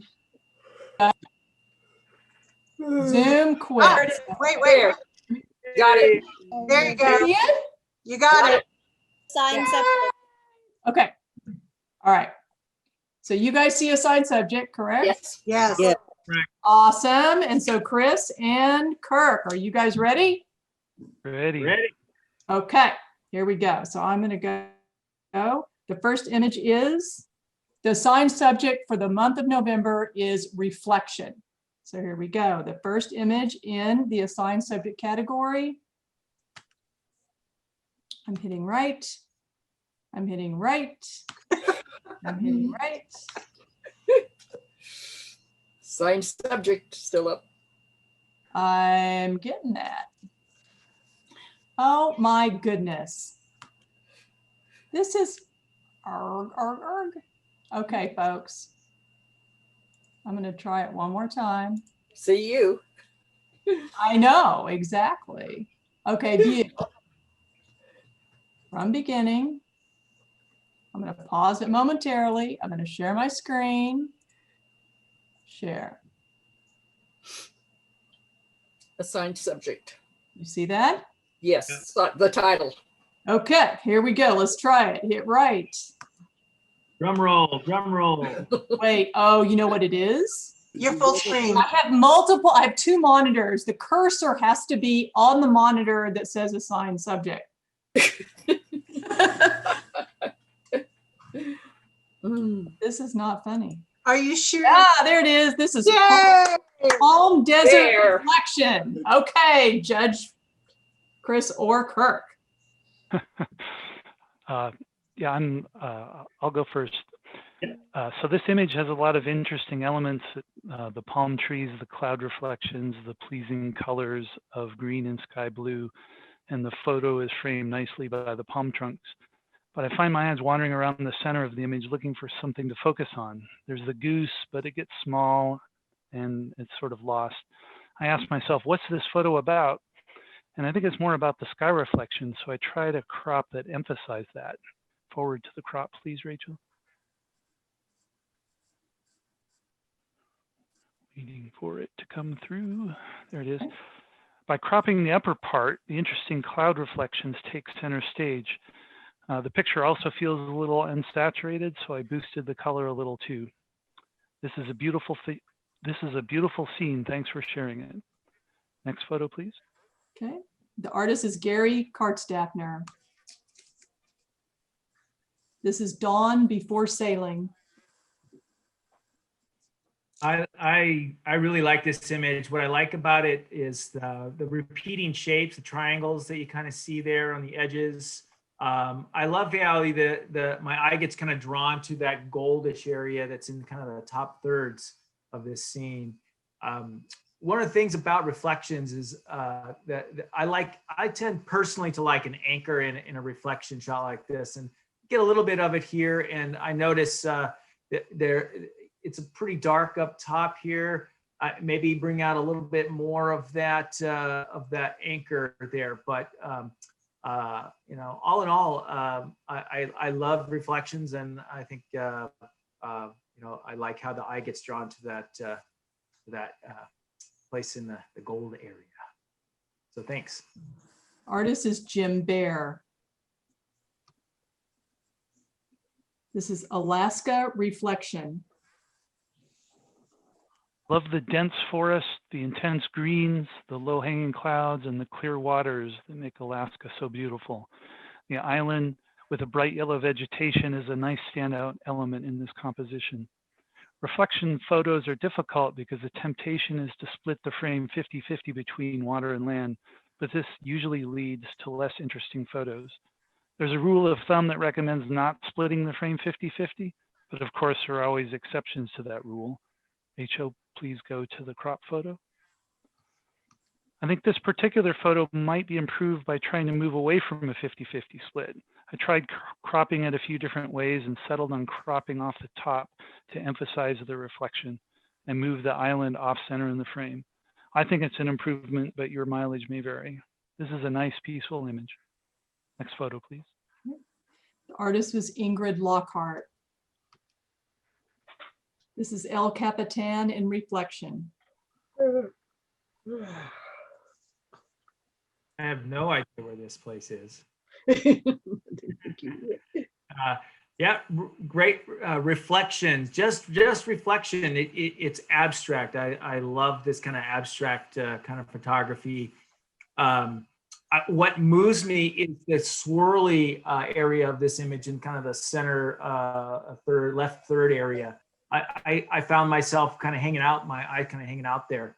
I think, you know, for me, again, like the first one, I tend to like things with a little bit of anchors in the reflections, but this is just a fun image. I think one thing you could maybe do is darken the blue area there on the top left. I also, living there, I know El Capitan could be on the left side, but that's just me because I know where it should be. But other than that, I love this kind of abstract. Okay, the artist was Rachel Rosenthal. This is Fiery Sunset. This is a striking photograph where the viewer isn't immediately sure if the fire is for real or if it's streaming through the building or is reflected from the windows, although the assigned subject gives that away. This photo is well composed with the architectural steps and the bright windows keeping the eye in the center of the frame. The bleed of the brightest light into the dark building really makes this photo awesome.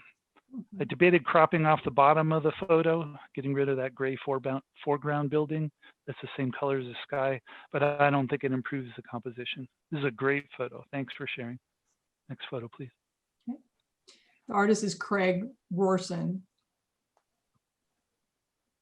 This is Stilt.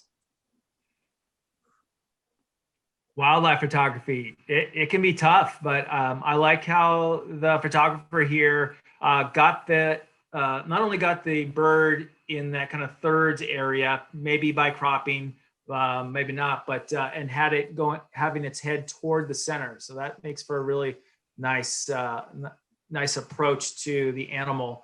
I think you know, a couple things I noticed it's kind of tilted, maybe working with the horizon a little bit.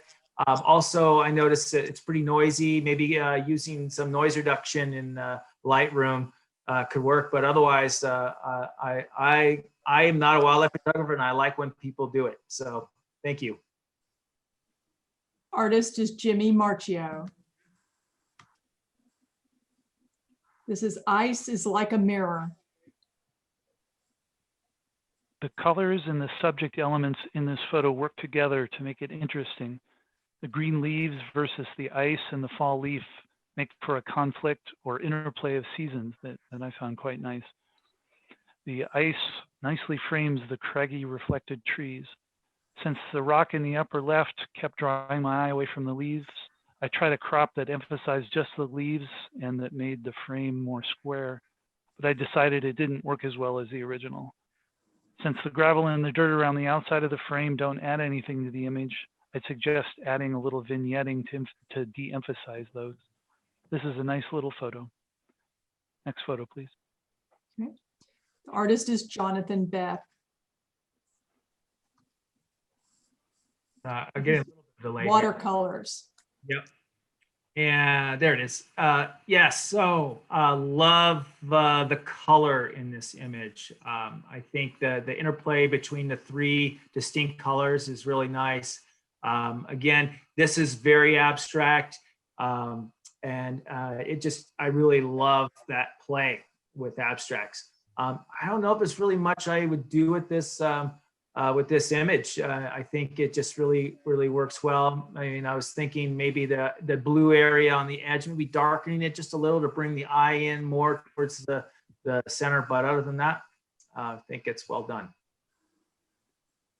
The artist is Anna Woodhall.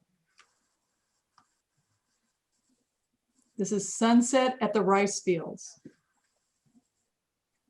My favorite parts of this image are the fiery sunset colors, but the silhouettes of the building and the rice and earth and the water are also very nice too. Thinking about avoiding that 50-50 rule of thumb, I noticed that the left third of the image has less interesting elements. And while all of the clouds are interesting in the image, I don't think they are essential. Rachel, forward to the crop, please. I try to crop to focus more on the best parts of the photo, and I'm pretty happy with how much better the image turns out. This is a great example of how getting away from a 50-50 reflection image can improve it and make for a more interesting image. Next photo, please. Okay. The artist is Eleni Prusa. This is Bodhi Reflection. I love the interplay in this image between the cloud reflections looking through the glass and getting that the elements inside the building. Just really well done there. And I like that it looks like you paid attention to the light inside there, making sure not to touch the edge or anything like that. So compositionally, I just think that it all works in there. I think the one thing I might do is see, maybe go back to the raw file and see if you have any clipping in the bright regions. It's super bright, and when my eye goes there, it sees no detail. I would like to see detail there. So maybe go back, see if there's detail there. If you can bring it back with the highlight slider in like Lightroom, I think you just get a little bit more. But otherwise, a fun image. Artist is Bernadette Sylvester. And I want to ask, I'm getting a little bit of background noise. If folks could please check their microphones, make sure you're muted if you don't mind, please.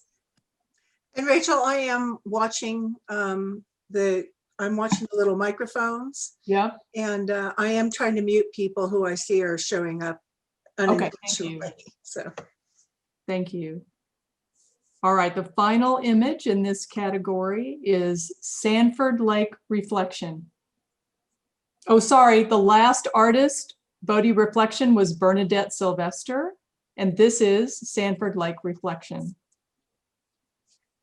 I admire the abstraction of this image, and I love how the greens, browns, and yellows contrasted against the blue-white granite keep my eyes moving around this image and finding new crevices to explore.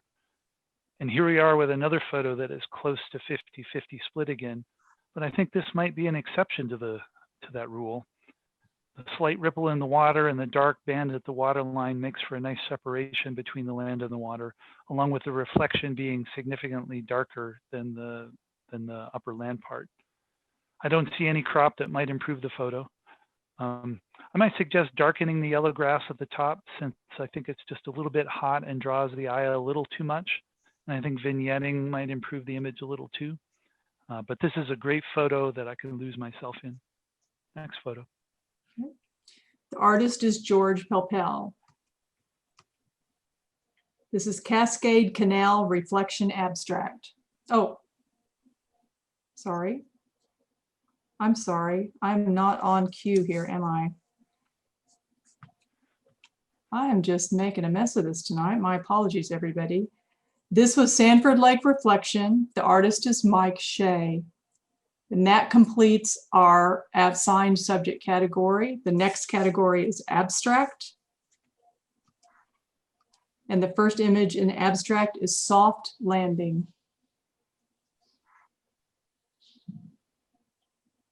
There's a softness to this image that really compels me. There's actually a feeling of depth I get from foreground to the background in this, from that softness in the background. It really, it just has that nice, soft pleasingness to it. I love the delineation from sand to rock, and just the slight difference in tonalities there in this image. Just it just has a warm feeling to it. And I think all I really say is it's a little bright on the right edge, top right edge, third there. Maybe just kind of tone that down a little bit. Maybe in the back there's a little bit hot as well. But otherwise, well done, well thought out. The artist is George Pelpel. This is Cascade Canal Reflection Abstract. Wow. There's so much for my eyes to feast on in this image. The greens are nice, but the blues and browns really add a lot of visual interest in the photo. The composition is anchored on the white highlights, and they string through the photo like molecules holding it all together. The circular patterns add cool pools amongst the mosaic of geometric shapes. This image really works on every level for me. Beautiful. Next image, please. The artist is Tom Quinn. This is Light Fantastic.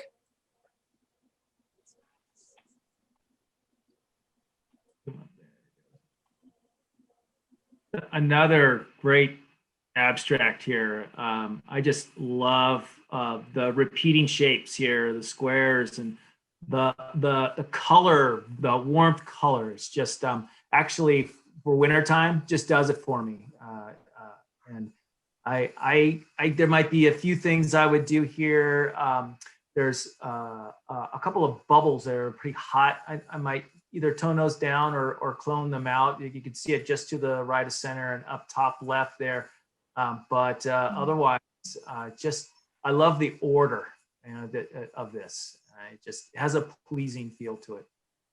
Thank you. The artist is Jimmy Marchio, and that completes the abstract category. Next up is architecture. And we have one entry in this category. This is Moroccan, is it Haman? This photo takes me to places that seem exotic compared to typical North American rooms. Not only do the bright fuchsias and fluorescent yellows take us there, but the almost onion dome of the arch also transport us to distant lands and cultures. It's almost as if this photo was lit from within by neon. There are subtle hints of bowl and bucket and spigot that suggest the function of the room, along with elements of repair and age that add interest to the photograph. At first, the slightly skewed perspective set me off balance, but after opening my mind a little, I decided that it added a level of complexity that was positive for the photograph. Thanks for bringing us there. Next image. The artist is Jay Schuff. Our next category is fauna. First image is ready for my close-up.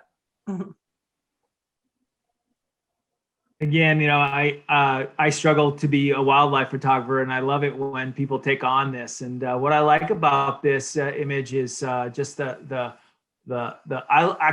thought the black and white treatment was exactly what this photo needed. It really kind of sets off the deer amongst the white background, I think, even better than, say, if it was color. And then I love how the white face just kind of pops out from the deer and really gets you right to the deer's face. The only thing is, there's a lot of space to the right here that not sure if it really serves the subject. I might do a lot of cropping on that and just kind of really make it about the deer, it's kind of simplify it. Other than that, I love the kind of human quality this deer has in looking at us. So well done on getting this shot. Okay. The artist was Patricia Leviton. This image is entitled The Babysitter. Species interaction is what makes this image work. The central action is the intense focus of the dog against the seeming indifference of the turtles. But the turtles do seem to be following a curving path to avoid the dog on the way to their destination. So they are not completely oblivious to the dog. The photo begs the question, what happens next? I'm waiting for it. Since there are light areas in the outer part of the frame, I tried some vignetting, and I thought that improved the image by focusing more on the action, more in the center of the frame. This is a cute photo that made me smile. Next image. Okay. The artist is Lori Woodhall. This is entitled Curiosity.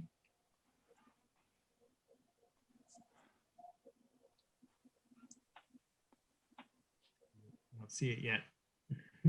Okay. Oh, there it goes. This out of all of them, I laughed with this one a lot.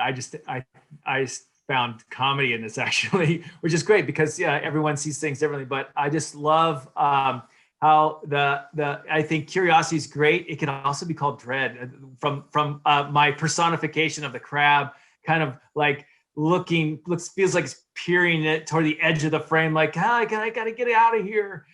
So you really have kind of animated this image between this dog who is sniffing this crab, and it looks like it wants to get away. But yeah, I just think it's a really fun image. I had a lot of fun with it. I think the only thing is maybe crop the top down a little bit so those white patches aren't in there, or maybe just darken it a lot up there. But otherwise, this is a really fun image, and I enjoyed looking at it, viewing it. The artist is Anne Westling. This is Autumn Hawk.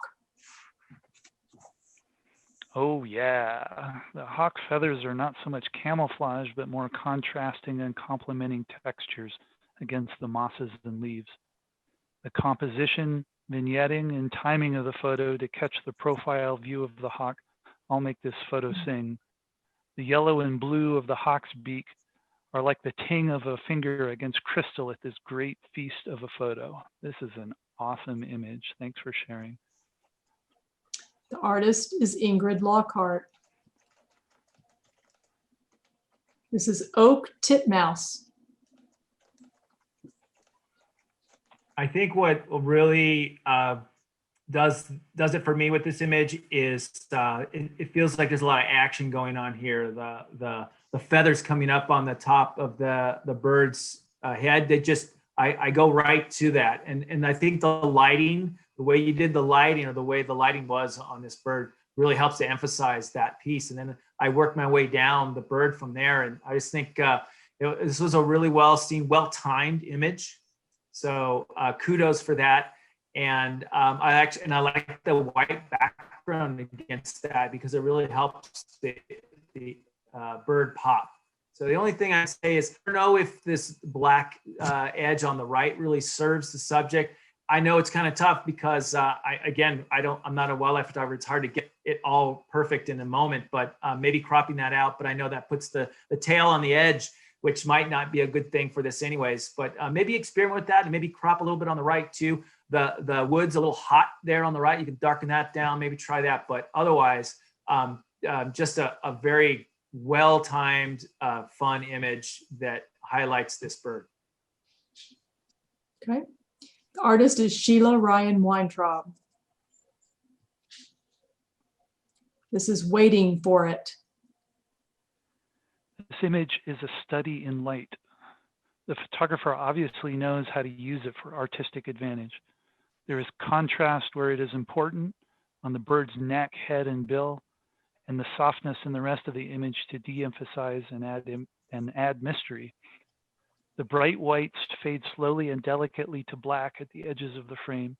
The composition and timing are almost ideal, with the bird and the vegetation all working together toward perfection. The one twig showing in front of the bird's left wing is like the intentional flaw inserted into a Navajo rug to embrace imperfection. This is a superb image. The artist is Kathy Triolo. This is Crab Harris State Beach, Oregon.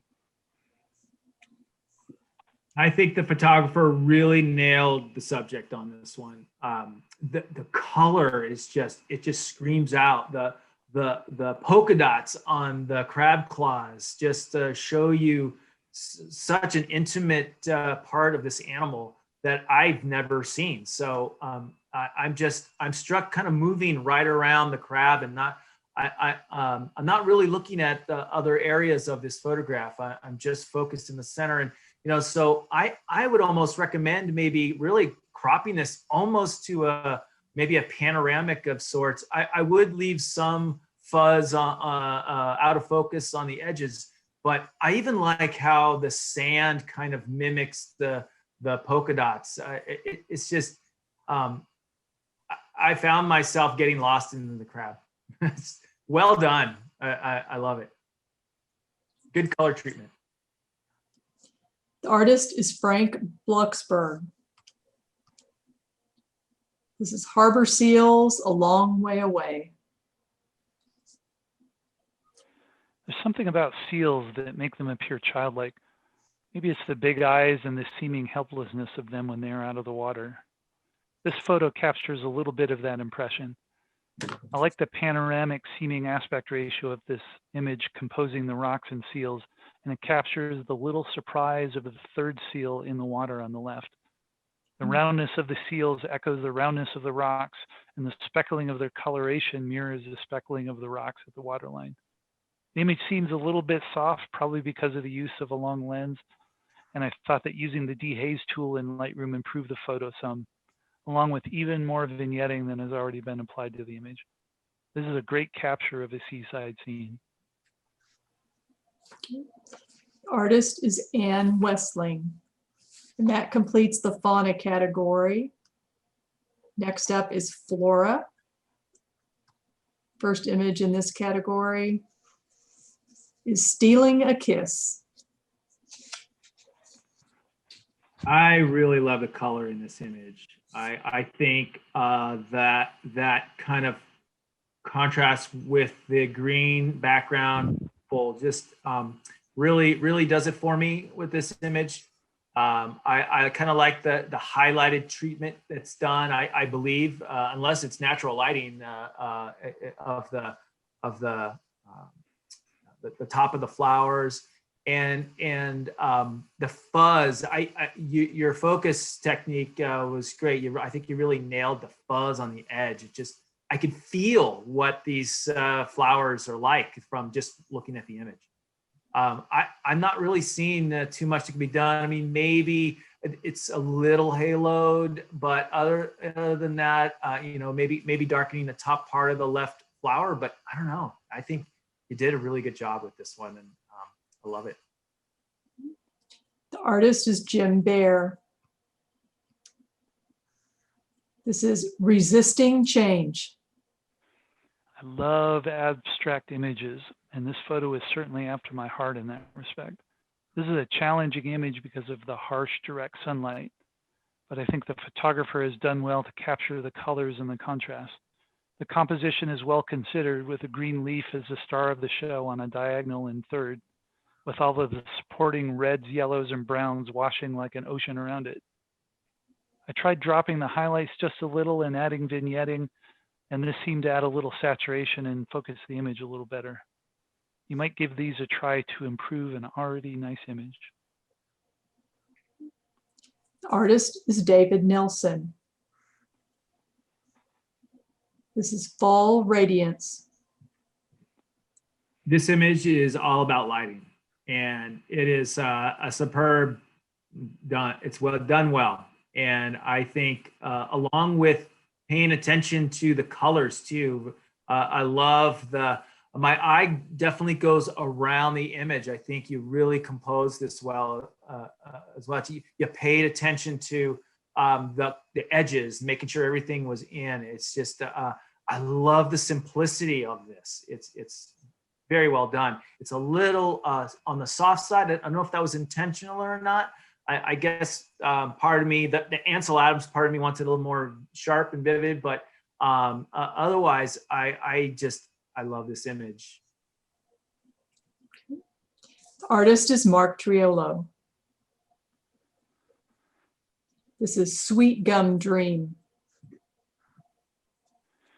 The shapes of the leaves are what make this image work for me. The photographer has captured them well in a composition that keeps the viewer's eyes moving around the center, with mostly darker areas around the edges of the frame. The colors are luscious, and the softness adds a hint of nostalgia. But I think the image needs to decide if it is about the bright reds or the fluorescent yellows. For example, the bright fluorescent yellow area in the lower center has almost no detail, so it doesn't add much to the image while continuing pulling a viewer's eye. Rachel, please forward to the suggested image. I tried local darkening and desaturation of that yellow spot and other bright yellow areas, and I think that helped make a good photograph a little bit better. All right, the artist is David Nelson. This is Lotus, Cambodia. What a beautiful image. The first feeling I got from this was calm. I love the repeating shapes. The focal point of the center of the flower nicely contrasts the petals in color. And I just, this is a well executed image. I think the only thing, I did bring this one into Photoshop, and I just brightened it a little bit using the equivalent of the white slider, and that, I think brightening this up made it, when I brightened it up, it made it much more punchy and alive. So I think try brightening it up, and it can make a great image even better. The artist is Ed Sylvester. That completes the flora category. Next up is natural landscape. First image in this group is Misty Morning at Secret Beach. I think this is a good composition and gives us a view that's different than most typical coast photographs. Without all of the visual elements together, it would not be as fine a photograph. The foreground with the path leading to the curving waterline, the seamounts with the trees on top fading into the fog, the tree leaning in from the upper left. They all come together to make the photo work. Since the bottom, lower right, and upper center edges are a little bit bright, I tried some vignetting, and I thought it improved an already nice photograph. Artist is Bill Wages. This is Misty Sunset at Whales Head Beach. I think much like the Lotus image, the first feeling I get from this is calm. I really like the layers here that was found. You know, the sand with the reflection, and the water, and the landscape, and then the clouds. It just all works really well together. And there really isn't, I don't think there's much I could say. I would like to see maybe a little bit more detail if it's there in the shadows of the landscape. Maybe crop a little bit on the right side there to kind of get it close to that cloud, but that would maybe balance things out a tad. But other than that, just a great feeling image. The artist is Bill Wages. This is South Coyote Buttes. What attracted me to this photo are the saturated oranges and yellows, as well as the cross green patterns and textures of the sandstone formations. To me, all of the interesting parts of this image are in the right 2/3 of the frame. Rachel, please forward to the crop. So I tried cropping off the left part, and I thought it made for a much better photograph with the hoodoos and buttes placed on diagonals and the extraneous parts of the photograph eliminated. These are all just suggestions to an already nice photograph. Thanks. The artist is Craig Rorson. This is Lake Spalding Panorama. So I found, when I look at an image like this, a panorama, I just, it's like I'm at the top of a place in Yosemite, and this is, the Sierra area. So I find myself just like, I feel like I'm on top of a mountaintop here. That's really what this image is giving me. I'm going from, foreground to background and around to the bright area there with the clouds, and it's just, it feels expansive. I think, it feels a little heavy in the blues there in the sky. Maybe I don't know if lightning it would do it, but otherwise, I'm just, it's like I could spend hours on this mountaintop that you photographed. So well done. Artist is Dave McClellan. This is Dune Tracks. The corrugations in this image are almost organic, like they were grown from organisms or fossilized organisms. And the corrugations lead us off into the curves and ramps of the dune heights. The blue sky is a good color complement to the yellow dunes. And this isn't your typical dune picture, since it emphasizes the ripple patterns and brings us up close to them. The photo wouldn't work without the long depth of field that makes all parts of the image in focus. The photographer did a great job with that. However, the photo looks a little dark to me and a little flat and lifeless. Rachel, please forward to the suggested revisions. I realize this might be a night photograph. I'm not sure. It still seems dark. So I increased the brightness in the center of the image and increased the contrast a little. And it had the side effect of increasing color saturation too. And I think it had a positive effect on the attractiveness of an already impressive image. All right. The artist is John Sievert. This is Two Bridges. Reflections. Yes. I really like, what I especially like about the reflection here is how you added this log additionally. So it adds this additional piece in kind of the low thirdish range here that really kind of captures my attention and helps to kind of hold this whole thing together. I think the only thing about this is I might even try cropping a little bit down. I'm not sure if the empty space in the blue sky area really serves the subject. And it could throw off that reflection and get it a little bit more, like Chris says, kind of off the center. But otherwise, a very, very pleasing image. The artist is Chris Schiller. This is Zion Autumn. This picture has everything I could want in a landscape photo. It's got waterfalls and cottonwoods, some of them green and some of them gone yellow, orange peaks, and a nice little pretty bridge. The composition is outstanding, and the photographer used filters to skillfully make the water blur. There are even some clouds to make the sky interesting without losing too much blue to complement the yellows. Rachel, please forward to the suggested revision. But I found the highlights a little bit too bright, and I pulled them down some, which had the side effect of adding saturation in the leaves and in the sky. And I also added some vignetting and boosted the orange saturation a little bit. I guess that's a lot of changes, but I really like the photo. So I wanted to make it pop more to my eyes.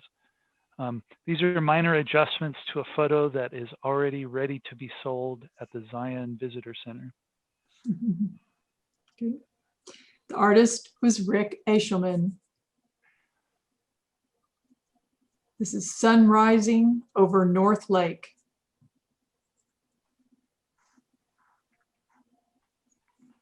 There we go. Yeah, so what gets me first about this image is the use of color as a leading line. I mean, I immediately am drawn to the edge, and it brings me into the center with just the color. I think that was a well-seen image here, and to using the reflection there, and you actually didn't use the typical split. You put the reflection a little bit below there. So well done. Of course, who doesn't like a sunburst image? So you know your chops on that in order to make that happen. So well done. I think the only thing is the reflection seems to be brighter than the landscape. So maybe toning down the reflection, especially that area that shows in the sky at the bottom of the image. It's an eye grabber. So maybe dial that down a little bit. Other than that, well done. I really love sunburst. So well done. The artist is George Pelpel. This is Secret Beach, Oregon sunset. The photographer combined superb timing and composition with compelling silhouettes to capture an exceptional photograph. I love that beam of sunlight reflecting on the water and the sand like a lighthouse from the horizon. And I like the textures on the water too. The photo is breaking those rules of thumb with the sun centered horizontally in the horizon almost at the 50-50 point. Rachel, please forward to the suggested revision. Since the sky is a little less interesting because it's cloudness and the far right side doesn't add much to the composition, I tried a slightly different crop, and I think it improves the photograph. The photo is about the sun, the silhouettes, and the reflections, and the surf, and I think this crop emphasizes those elements. Really beautiful photo. The artist is Frank Blocksberg. This is High Sierra Stream at sunset. This image for me really captures the feeling of the Sierra.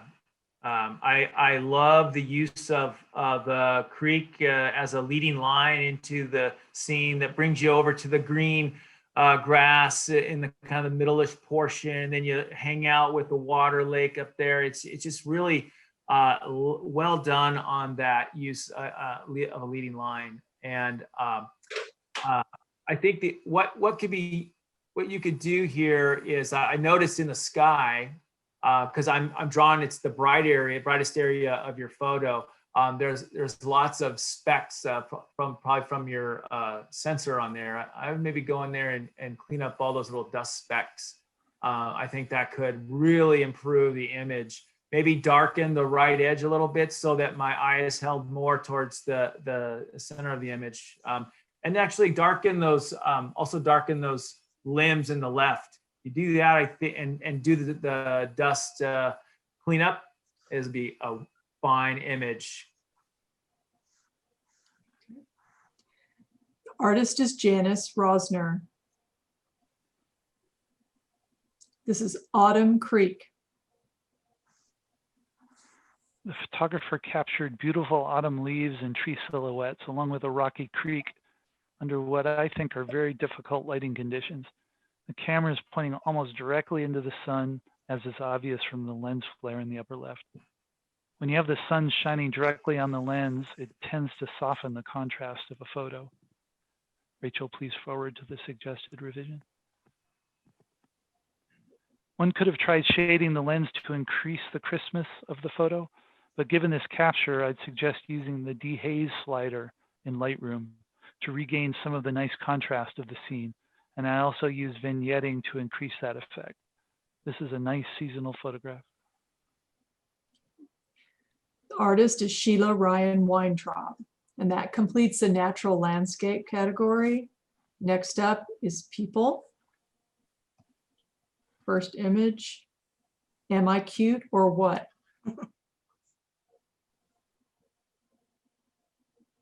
I think this image captures the moment perfectly.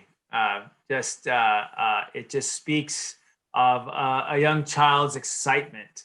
I love the placement, almost that kind of, I'm drawn to the dress, and then it brings me up to her face, and I just really like that.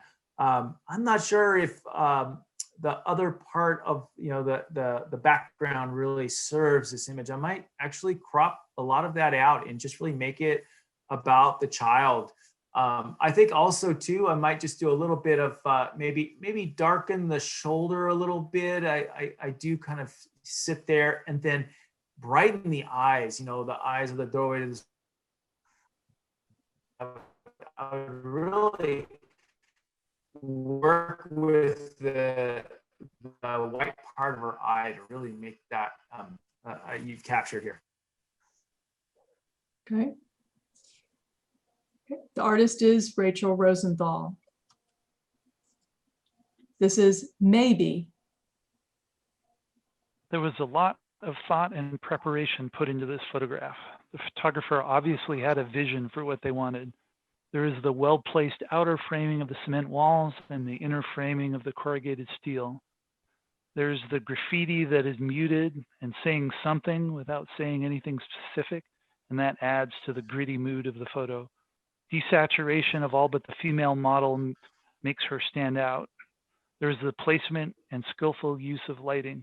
And finally, there is the direction of the models to create an attitude and a conversation between them and us. There's obviously sexuality here, but it's ambiguous and a little bit noir, as if it were a cat pronouncing the word noir, like noir. This is a riveting photograph with a lot of depth, and it's well executed.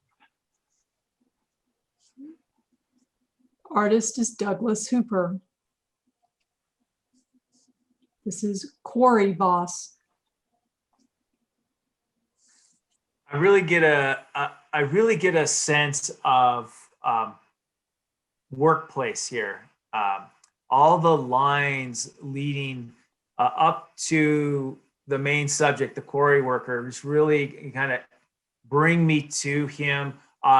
You've obviously, it looks like you put the sun behind him, so it really helps to illuminate him. And I also feel like there's like this potential action that a feeling that I get in this, like at any point he's gonna like pull a trigger and just go down go down the looks like a fun ride or something. But yeah, I think the only thing is there's maybe almost too much of the lines there, especially these lines on the right that kind of go off, that kind of pull my attention away from the subject. I don't know if cropping it would be something to try out, but otherwise, I love the energeticness that's portrayed here with the subject. So thank you. Artist is Anna Woodhall. This is Geisha in Kyoto. I think the photographer did a great job of capturing one of the cultural essences of Japan. The architectural details, the lamp with the kanji characters, the lighting, and the kimono were all intentionally included in the frame by the photographer to create a deliberate scene that works very well together. I like this photograph more the longer I study it. Great job. The artist is Bernadette Sylvester. This is Hey, What's So Funny?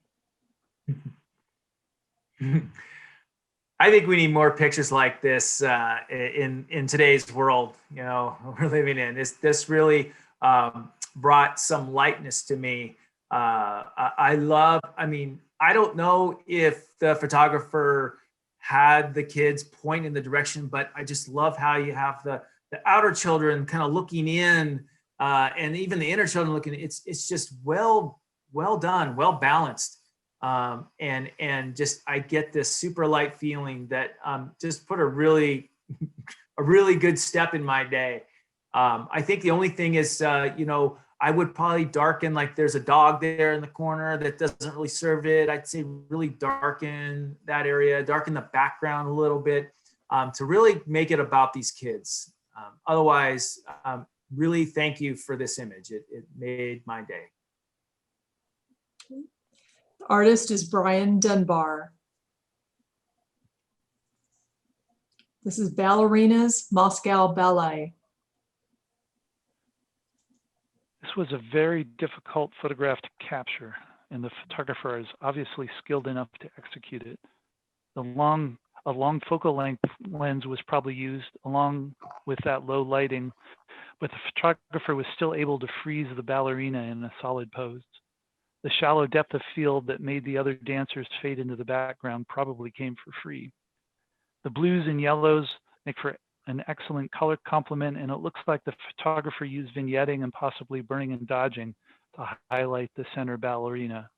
It feels like a still frame from a classic film and captures an engaging moment in the ballet. The only suggestion I might make is that the middle background dancer's right hand appears almost bloody red, and it pulls my eye a little bit from the main ballerina.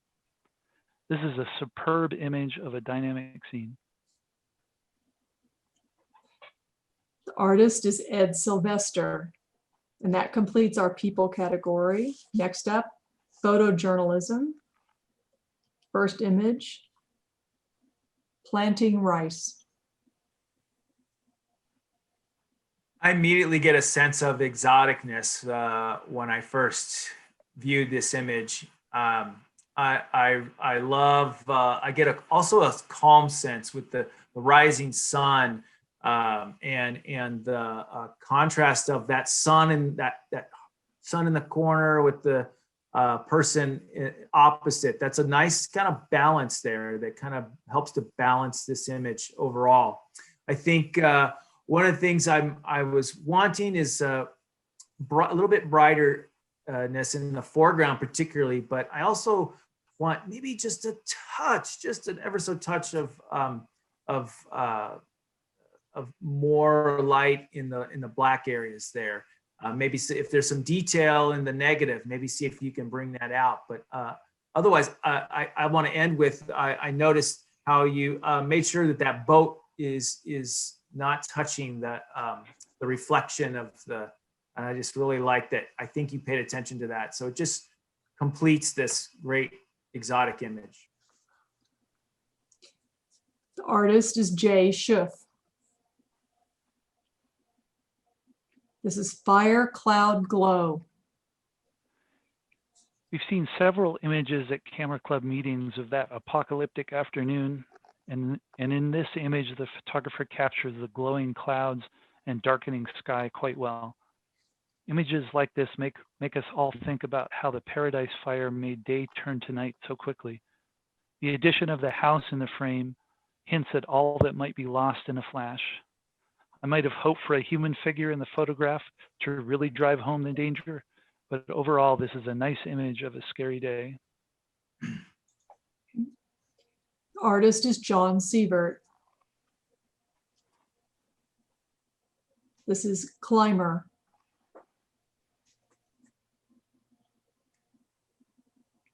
I love how the color in this image grabs my attention first, and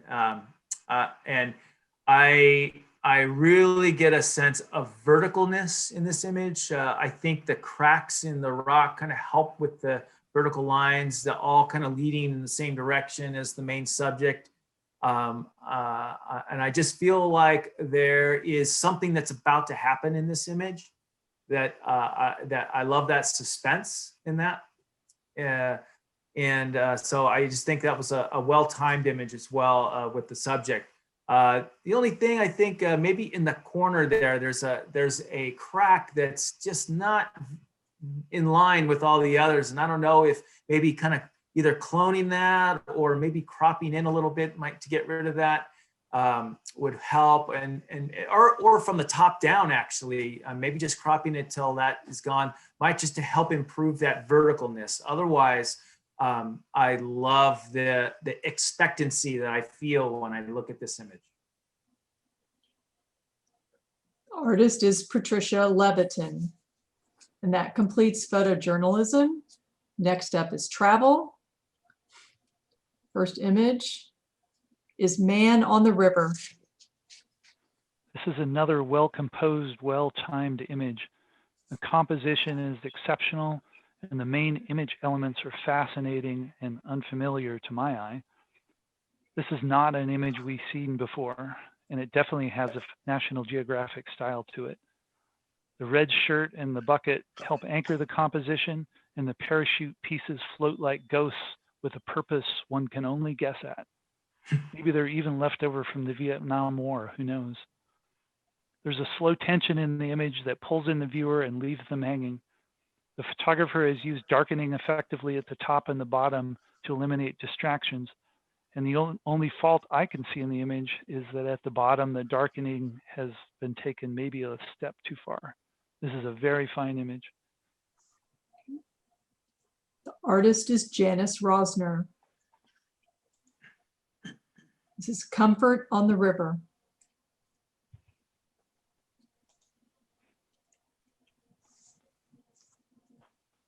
First thing I get from this image is feeling like I want to live in this house. You know, it's in the mountains. You know, it's kind of near to my Yosemite heart. I find myself really traveling. My eyes are traveling a lot through this image. Sometimes a little hard to grab onto something, except for the fact that the roof on the house is a little hot to me. I'm wondering if you could go in to the raw file and see if there's any detail in the highlights in that. Maybe use the highlight slider, bring that down. Did you put smoke in there? That's the only thing. I was kind of questioning if there was smoke, if that was real smoke coming out, or I couldn't really tell out of the top of the house. Otherwise, great. I'd probably darken the edge, the right edge too, but I want to live here. Okay. The artist is Dave McClellan. This is Tree in Courtyard. This photograph is very nicely posed, and it brings everything together for a balanced, captivating photograph. It contains a perfection of indoors and outdoors, imagination and reality, organic and human-made, all with a sprinkle of spirituality on top. The framing of the tree is genius, while the stack of lumber reminds us that we are indeed still earthbound. The photograph would be great without the gilded door, but its inclusion puts it over the top. This is truly a superb photograph. The artist is Brian Dunbar. And that completes the travel category. Next up is creative, anything goes. First image is Smoky Old Bridge. I first get kind of a classic feel when I look at this bridge. You know, it feels like this bridge has been here a long time. I find myself like hanging out with the moss or whatever that's been growing on the arch of that bridge. And I actually also like the fact that whether you did this or it's just part of the scene naturally, there's this line that kind of starts from the left and it's light and it takes you right to the bridge. So well seen, I think, if anything, or well done in post-processing, however you've done it. And of course, that kind of, I get kind of a smoke in that sun, giving this kind of angry feel in the background. It's just subtle, like there's something brewing in the background. So there's this kind of contrast between, something that's imminent, but in a beautiful area. So thank you for kind of eliciting two feelings for me. The artist is Jonathan Beth. This is Snow White hitting her senior stride. I initially like to look at these photographs without reading the image title so that my first impression isn't influenced by it. What I saw before reading the title for this image was perhaps a modern day Eve in her garden of dandelions. In this new telling, Adam is napping and Eve delights in an apple without the bothersome snake being around. There is also a hint of Eve as a new St. Francis communing with the birds. One way or the other, she is free and happy in her element and unencumbered by dwarves. The artist is Kathy Triolo. This is Aspen Ice. I love the simplicity of this image. What can I say? I love the contrast of the darks with the bright yellows. The two leaves are well placed, balanced. They really balance the shot. The edges, I looked like you really paid attention to your edges. Even the pine needles aren't touching the edge. I just think this is a well executed, well thought out, and well treated image. There really isn't anything I could say to improve it. I mean, maybe darken the top left leaf there just a little bit, but and maybe the top one too, but man, well done. The artist is Chris Schiller. That completes the creative anything goes category. Next up, black and white. First image, Mirror Lake Boulder. My first reaction to this image is yes. The photographer has captured the power and the essence of the thing and understands how to use light and contrast and black and white tonality to show us that power and that essence. This image conjures big words that start with capital letters like gravity or presence or existence. Here I am, it says in a deep voice, and here I will remain long after you are gone. This is a magnificent image that stands alone. The artist is Tom Quinn. This is Bleached Roots. At first sight of this image, I've kind of the jumbleness of the roots kind of get me this kind of jittery look, and then it just calms with the reflection of it too, and so I just think the balance here is well executed. I think the treatment of the just enough. Yeah, I'm kind of losing my thought here, but the texture, that's what I was going for, of the roots really does this for me. I think you could maybe brighten up the reflection a little bit here, maybe bring that out, but thank you for making it not brighter than the real thing. But otherwise, well executed image, and the black and white treatment was perfect. The artist is Mike Shea. Our final category for tonight is color, other. And our first image is biplane. So we're at the airport, our flight is delayed, and we're tired of reading the novel we brought along. The weather is glum and there's nothing interesting to photograph. Or is there? This photograph of a visual pun shows us that there are photographs to be found anywhere if we just open our eyes and open our minds to find them.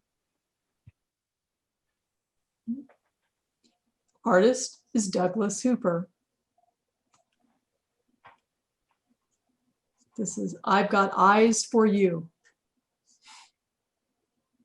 Where did you find this image? I love it. I love the kind of playfulness that you have seen in the artist that painted this well enough to stop and take a picture of it. You really balanced the eyes well in this image. I think maybe, I don't know if cropping the top there might help to serve these subjects better. I've also found myself, for some reason, being drawn to the knobs, the blue knobs at the bottom there. I don't know if toning those down a little bit would help me kind of stay locked into these eyes, which really feel like a doorway to the universe. So thank you for taking the time to find this image. The artist is Gary Kartz-Daffner. This is Moon Over Water. There have been a lot of nice reflection images tonight, and this one is pretty good too. While we don't have a 50-50 horizon, I found myself wondering what are the essential elements of this photograph. There are the moon and the central silhouette and a gradual fade of blue to orange to blue again as we traverse the photo from top to bottom. Rachel, please forward to the suggested crop. I tried a vertical composition of this photograph, eliminating unnecessary elements and space on the right and the left, and I think the cropping makes for a much more effective photograph. I hope you agree. And since this is my last photo, let me thank Rachel for running these critiques and slideshows. The organization is excellent, and the execution is even better. I can't imagine trying to do this myself. Thanks, Rachel. Oh, you're more than welcome. More than welcome. All right, which brings us to our final image of this evening. This is Harvest Tendrils. Ending on a timely image. I'm glad I didn't read the name of this image first, because what I found was I was immediately drawn to the edge of the tendrils here. And I found myself just, my eye wandered through all of that down to the big stem and then around to the rest of the image and the pumpkins. I just think it has that a golden green feel to it that I just thought was well executed here. The edges look good. I think I would maybe darken those two top left vertical lines a little bit more to kind of just not have eyes go there. And maybe the bottom left corner is this black little edge there that also draws my attention. It might be some time to maybe use a clone tool, if you know how to do it, to really fill out the rest of the pumpkin. But otherwise, I love that image. I love that image. I came back. There it is. Yeah, thank you. Okay. The artist for this image is Lori Woodhall. And that completes our critique for this evening. So thank you very much, Chris and Kirk. I know it takes a lot of, I don't know, but I can guess it takes quite a bit of effort to provide a critique for all of these images. So we really appreciate your thoughts. Folks, don't forget to vote. Kathy can remind us of what the deadline is for best of category for the month of November. And with that, I will turn it back to Kathy, and I will stop sharing. It would probably be nice if I put my video back on. Yeah, thank you. Beautiful images tonight. And thank you so much, Chris and Kirk. You did an amazing job on, critiquing all these amazing photos. So what can I say? It was amazing. You're welcome. Tonight's word is Thank you. Thanks for having me. A pleasure. Oh, thank you. Thank you. Great having you. Yeah, the deadline for voting on these, voting will be open tomorrow, I'm assuming, although I don't know what Dave's schedule is. It may be open tonight. You could even check. It's open now. Okay, thank you. He's Johnny on the spot. Thank you, Dave. But then if you want to finish voting, December 11th is the date by 11:59 that you have to do your voting by, because Dave will be revamping for photo of the year. So keep that in mind. Anything else before we close? Yeah, when I said voting is open now, that's for the nominations for the board. Oh, thank you. Yeah, voting for images will open tonight as well. Just a few more minutes. All right. See, you're the guru. Thank you, Dave. And how about just a reminder, because we won't see folks for a really long time. So we have the dinner galas on the 23rd of January, and then our meeting is on the 25th.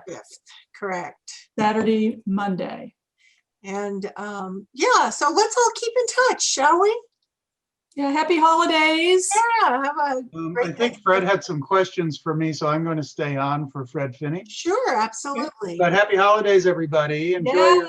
Be safe. Happy holidays. Holidays. Yeah, happy Turkey Day. Turkey Day, happy Hanukkah, happy Christmas, Merry Christmas. When does Hanukkah start? 10th, 11th, something like that. It's early this year. Yeah, it's early. The 10th, night of the 10th. Yeah. Yeah. Okay. Good to know. Thank you. Miss everybody. Yeah, no kidding. Yeah. got to get back together again as soon as possible. Yeah. Wouldn't that be nice? Yeah. Thanks, Chris, for Thanks, being my everybody. partner. Thank you, Kirk. Thank you, Chris. Thanks, everybody. Really great. Kirk, thank you very much for your presentation and your time tonight. You're Absolutely. welcome. And Thanks to you, Kirk, for joining me. Got it. Good night, John Boy. Good night, Mary Ellen.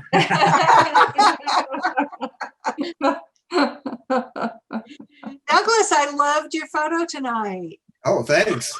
That was, I knew it was yours, but it's different than what you normally do. There was some more theatrical setup to it. Mhm. I can see you liking that one. Yeah, because of the film noir aspect of it. Right. Yes. And I like Chris's critique with noir being said by a cat. And it was like, I agree.